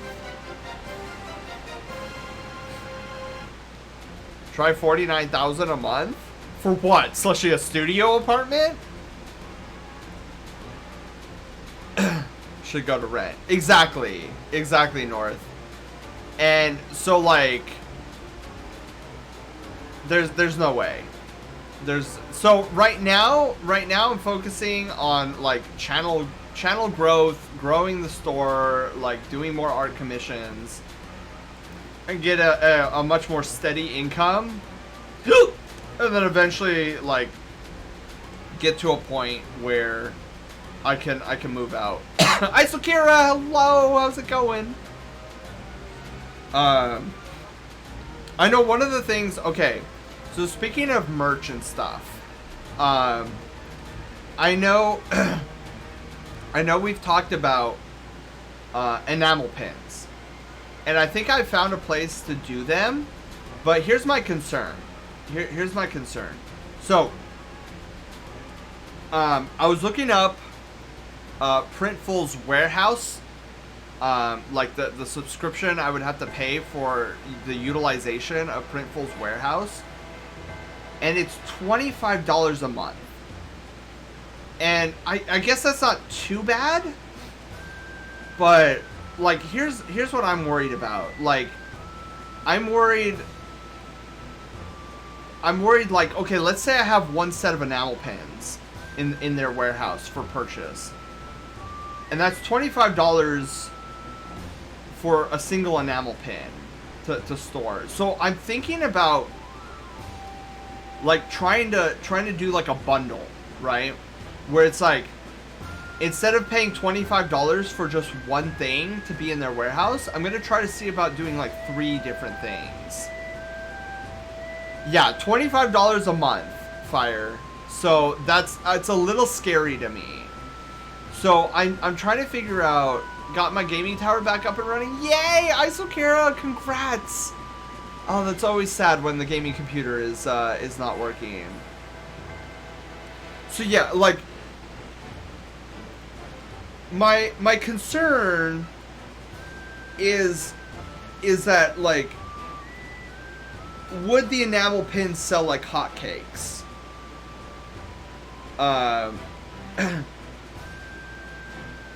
Minimum wage here is $12 an hour, so if you're making minimum wage, you shouldn't be paying more than $5.75 to stay under that 30% rule. Yeah, exactly, North. Like, I completely agree. And the fact that I can't find a studio apartment out here that is like freaking anywhere close to that. It's kind of annoying. But yeah, so I've got to think about this financially smart, right?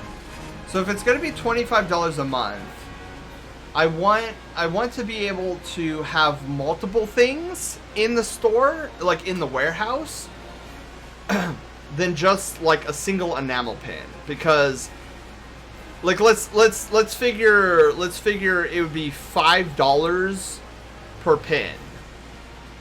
I don't know how much enamel pins actually go for, but let's just say $5 a pin.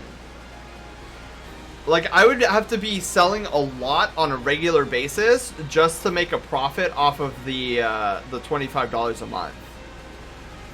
Like, I know I say a lot, but and it's 5. Like, let's say I sell my enamel pins at $5 a pop. I would have to at least sell 5 pins every month to break even.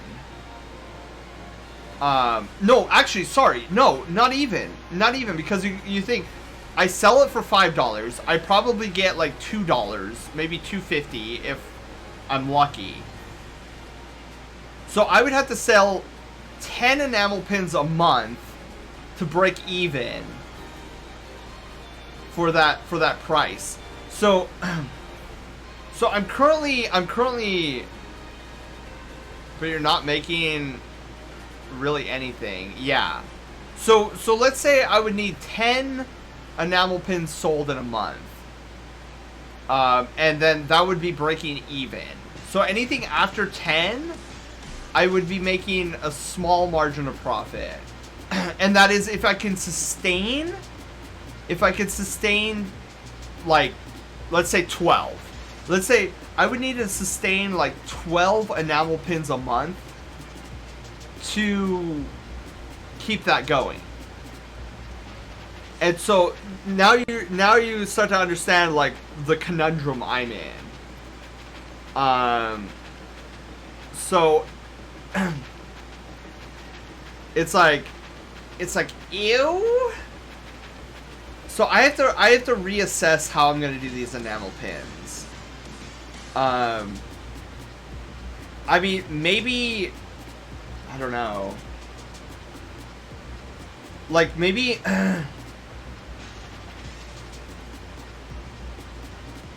maybe I just do like commissions, right? I don't know. Like, I'm trying to come up with an idea, like ideas of how I would be able to do this. Where, and I was really trying to avoid this, but $25 a month, I'd rather just store them in my room, in all honesty. So, like, what I wouldn't know what to do. I guess if it were me, I'd do limited batches for however long so they don't build up. Yeah, that's what I'm kind of thinking, Panda. Like one of my more solid ideas was that maybe we do like commission slots,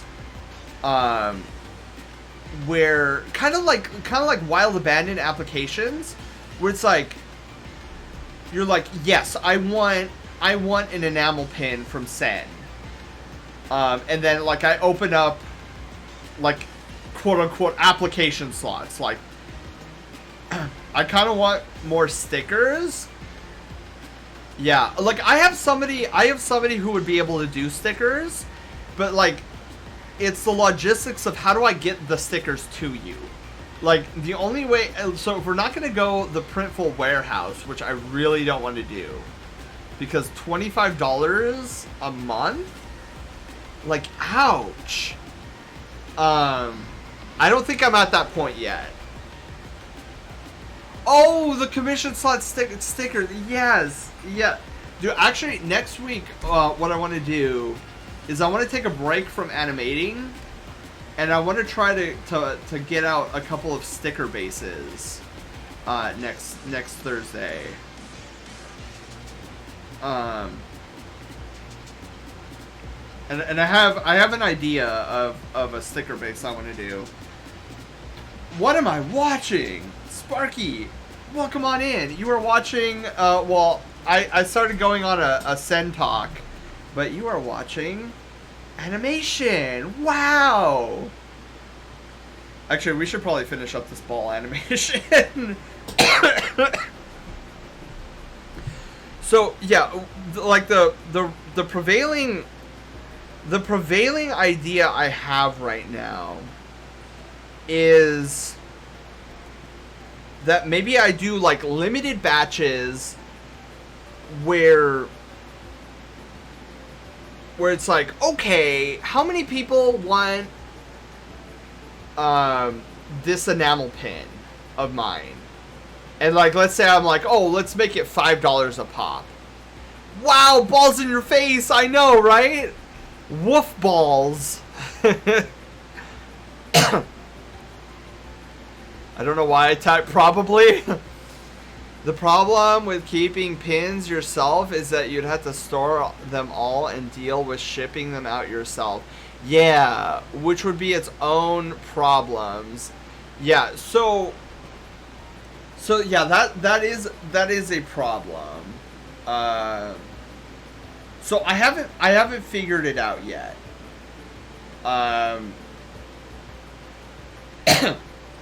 Like, I wish if the manufacturer of the pin alone costs you $2 and they require you to have an order or batch 100, that's $200 for the batch.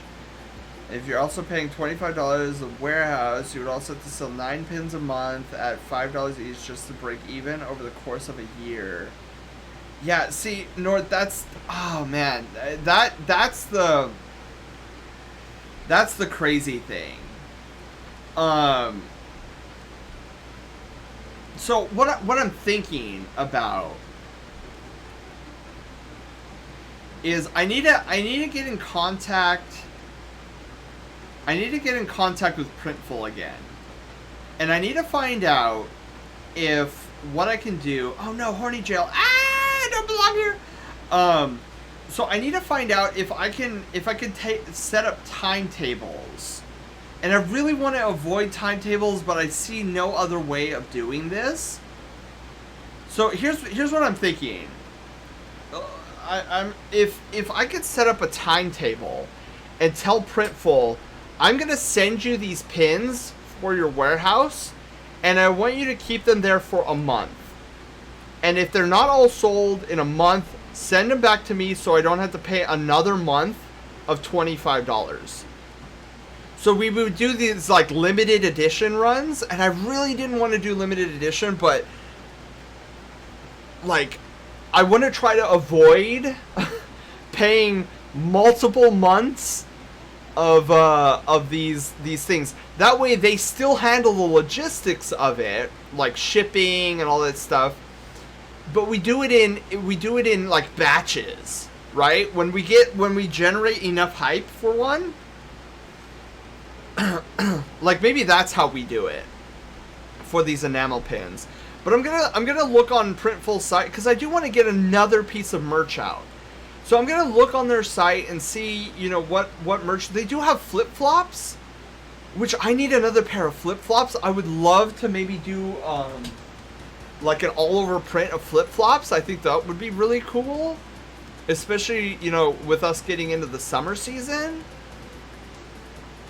Just see how well they do and not break the bank while storing them. Yeah, but first and foremost, Panda, I need to find out if, like, I can schedule something like that. Where I tell Printful, like, hey, Printful, I want you to store these pins for a month and no more than a month so that you only charge me 1 month's fee.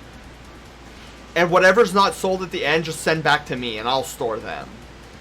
And then, like... And then, like, I could totally see maybe somewhere down the line be like, hey guys, you know, we're gonna try another run of these enamel pins and see if you guys want some.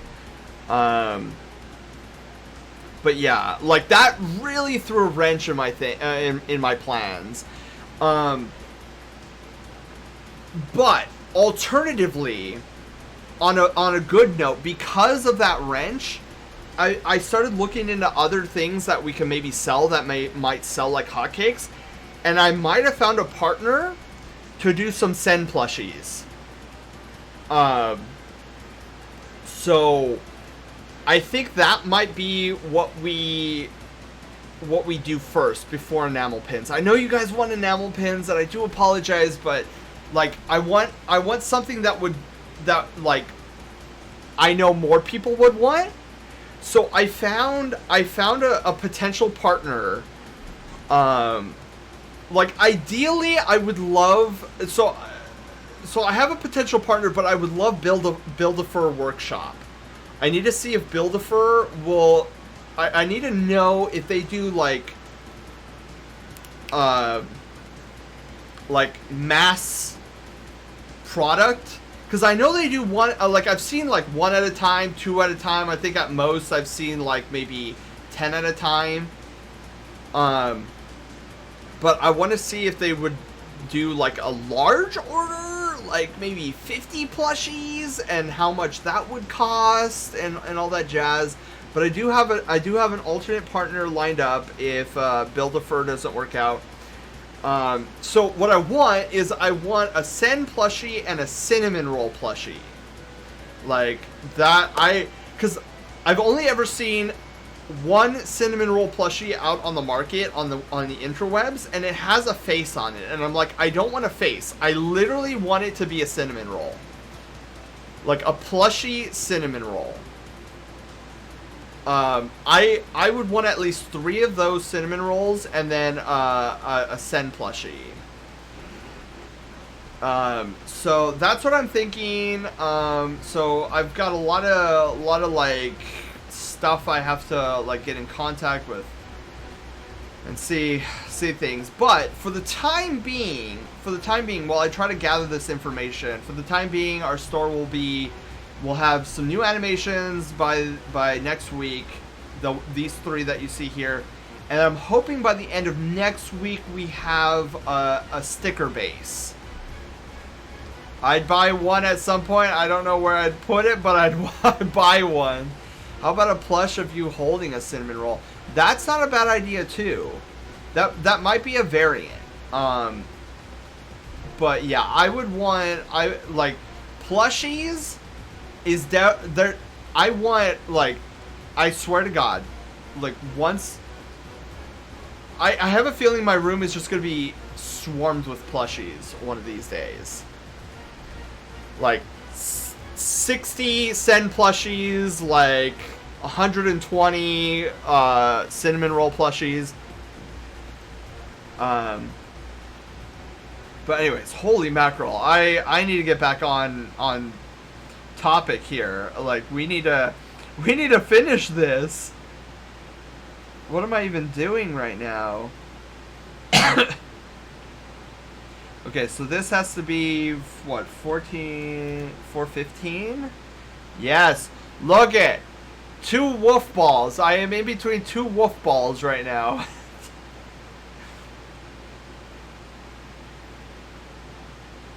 Okay.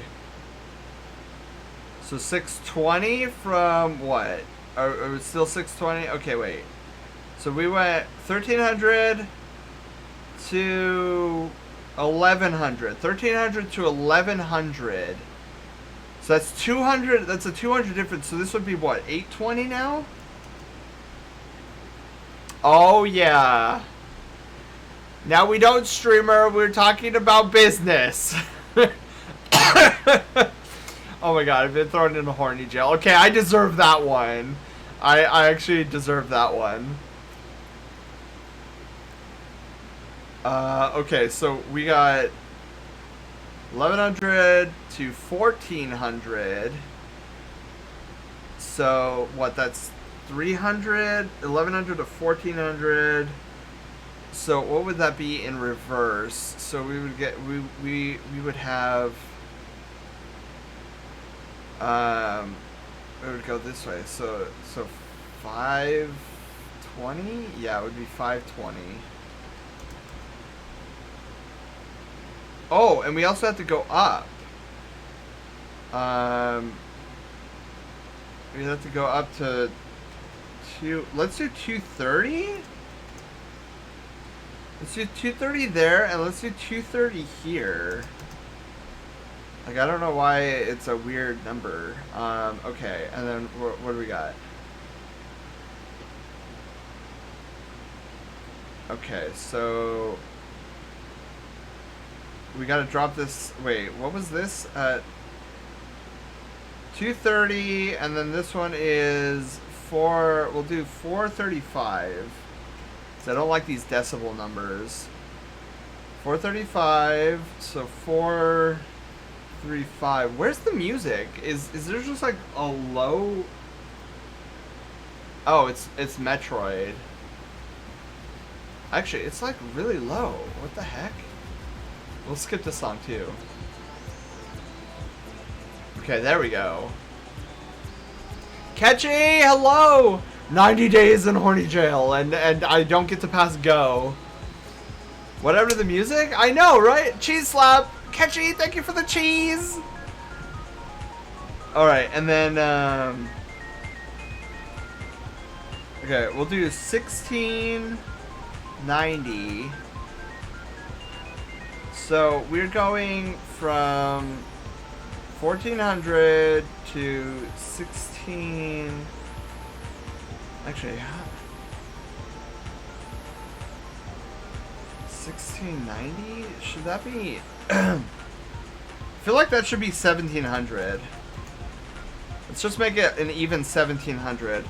Okay, so...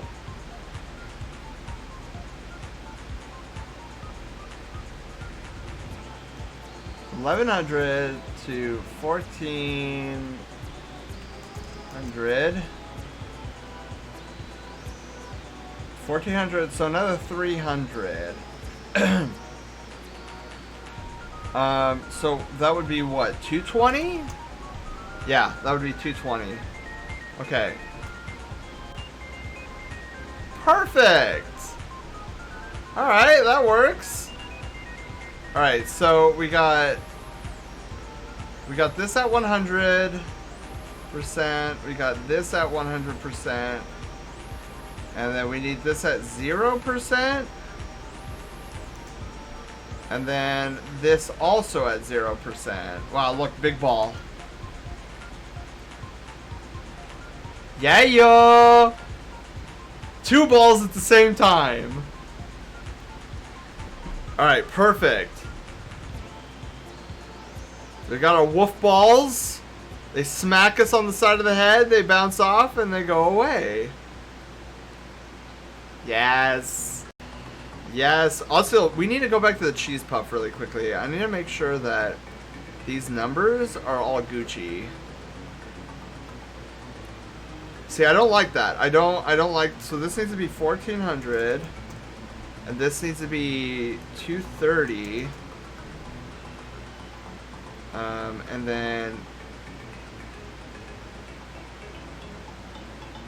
Oh, shoot!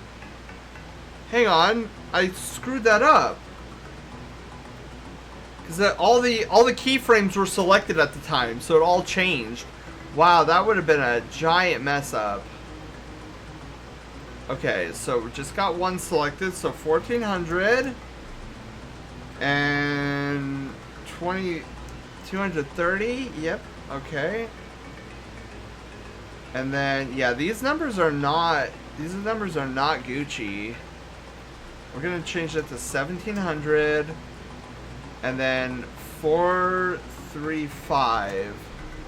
Bouncy wolf balls to the face, exactly. Sky Fox would definitely approve.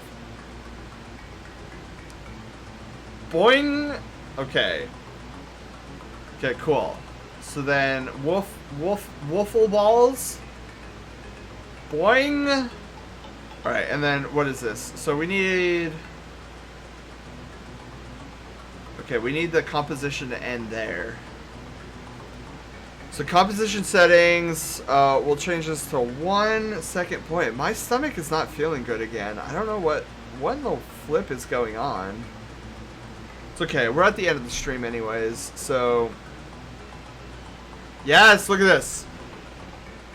Bouncy balls to the face.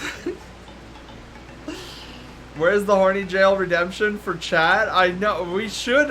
I didn't even think about that. There needs to be a horny jail for chat.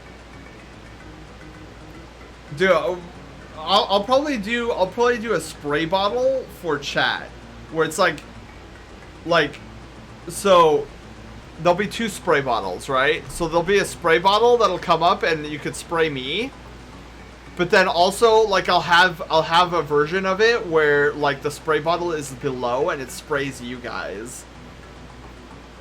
To put all the horny chat into one jail. Oh my goodness. Yeah, dude, I don't know what's going on with my stomach all of a sudden. Holy bejesus.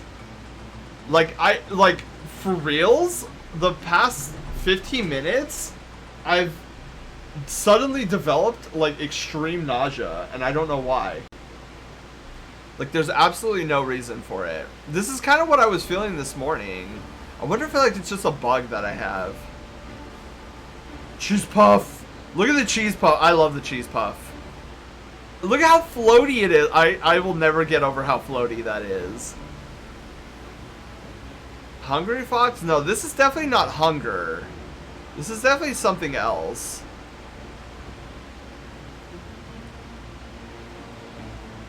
Wolf balls, yes. I love, dude. These came out so good. That's what cells are for. Panda, I literally had to read that a couple times. Because you know what I'm thinking of? I'm thinking of, like, plant cells. You know, like the things that you look under a microscope. I was like, what? That's what cells are for. I'm like, what are... for healing? I don't get it. And then I realized, oh, prison cells.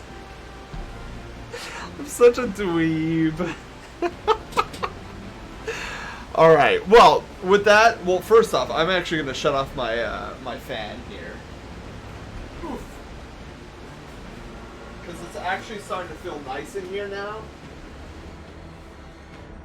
Oh, but guys, I hope you had a lot of fun here today. Like, this animation stream went super well. Like, super duper well. You nerd! This is precisely why Hummer calls me a nerd. Oh my goodness. But yeah, this came out. Like, I can't believe the spray bottle. Like, let me be honest here. I can't believe how well we managed to do the water squirting.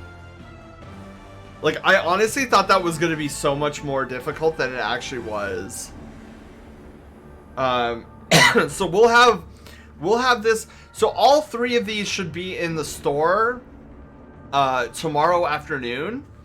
I'll make an announcement on Twitter being like, hey, more animations. And then by Friday we should have these animations installed on the channel. Not if there's individual shower times.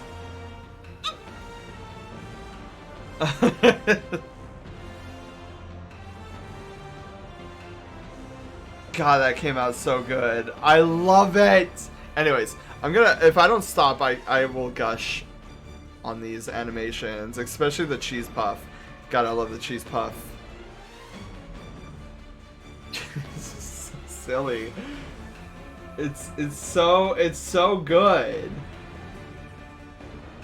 So yeah, I'll make a post about it tomorrow when we get them up on the shop, and then Friday you should be able to mess around with the new animations. Next Thursday, like I said, my plan is to hold off on animations. I think what I want to do is I want to try a sticker base, because I have this really great idea for a snug sticker base. Would have to be like quarantined. Yes, absolutely. Okay, so with that though, guys, I think that's gonna conclude our stream here today. Friday we'll be starting with Xenoblade Chronicles for the first time. I've never played it. If you are a huge fan of Xenoblade, then prepare yourself for a newbie to be playing your favorite game. Let's see here. Oh, hang on. I just noticed Biopaw is streaming. Oh, he's streaming with Taylor. Oh my god. Okay, guys. Who should we raid? Should we raid Taylor or should we raid Biopaw? They're both playing Halo with each other, but I don't know who to raid. I definitely want to raid one of the two. I guess I should. Do you think I should start a poll? I don't know if I should do a poll or just like ask you guys directly. Raid Bio? Do we raid Bio? You know what? Yeah, actually, Slushy, that's probably a good idea. Like we gave Taylor a lot of love on his birthday. Hope you have a good night. You too, Gato. And thank you guys for hanging out. Hopefully, you guys learned something about how I animate, like some of the fun things about animation and how to do it. Like Rainbow Dash. Oh, I'm sorry, Rainbow, but we'll be here on Friday. Rainbow, check it out. We got 3 cool new animations that will be up in the store tomorrow. So we have our spray bottle. We have our cheese puff. Throw cheese puffs at me. And these will all be in stream on Friday. And balls. Tennis balls. Woofle balls. It says woof on them. And talked about wow. Wait, wow. Wait. Wow. No, it's fuwa. Fuwa, right? Fuwa. Because if we eliminate the W, it's foo. But if you put in the W, yeah, it would be fwa. Something. Fwa. Fwa. I don't know.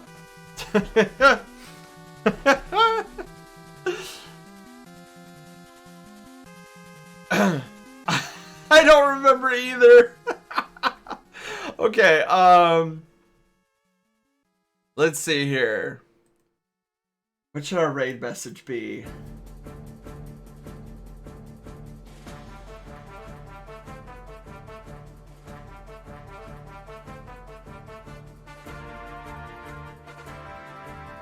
Sawyer, hello, how's it going?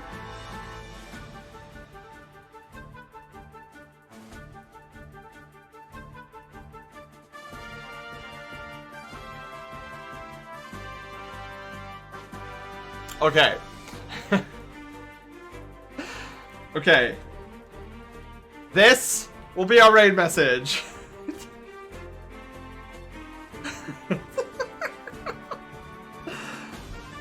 The power of the woof ball.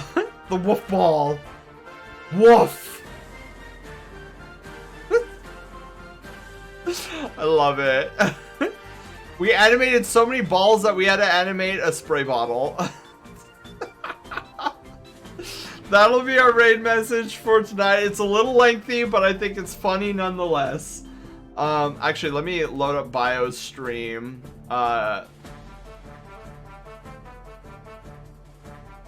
Dude, that's another thing that I want to consider doing. You know how Biopaw has like the shrinking ability? Like it would be cool to have like a stream asset that's just a jar. Like a little jar that like small furries can utilize. Okay, let's ads. All the ads.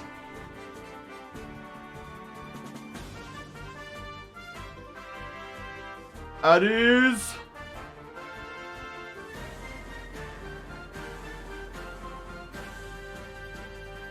This is a long ad. Holy mackerel. I was like, oh, it'll only be a couple seconds. Like 2 hours later, we're still in the ad. Oh, they're doing Halo 3. Dude, Taylor and I were doing Halo 3 not too long ago. Alright, so... Oh my god, he's so tiny. That's right. Open up my purple. Oh wait, no, okay.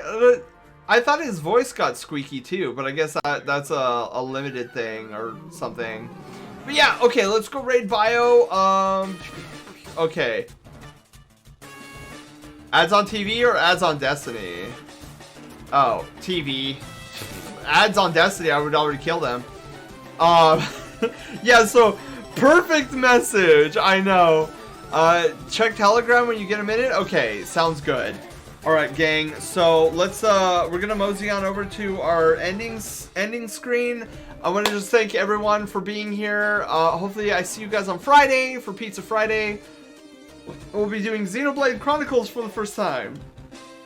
Super excited. I don't know what to expect. I hear it's a really good game. But until then, you guys stay lovely, stay awesome, have fun, sleep well, and I'll catch you on Friday. Bye, guys. Yay!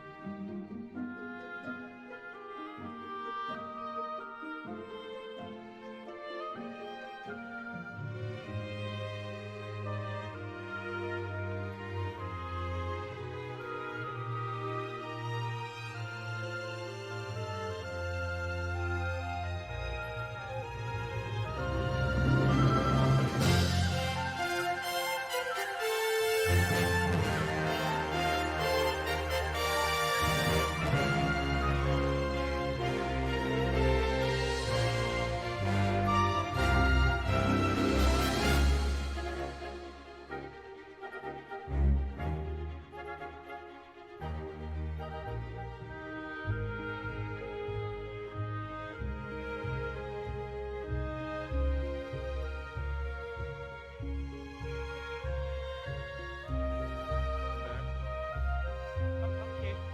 Senpai, thank you for that raid.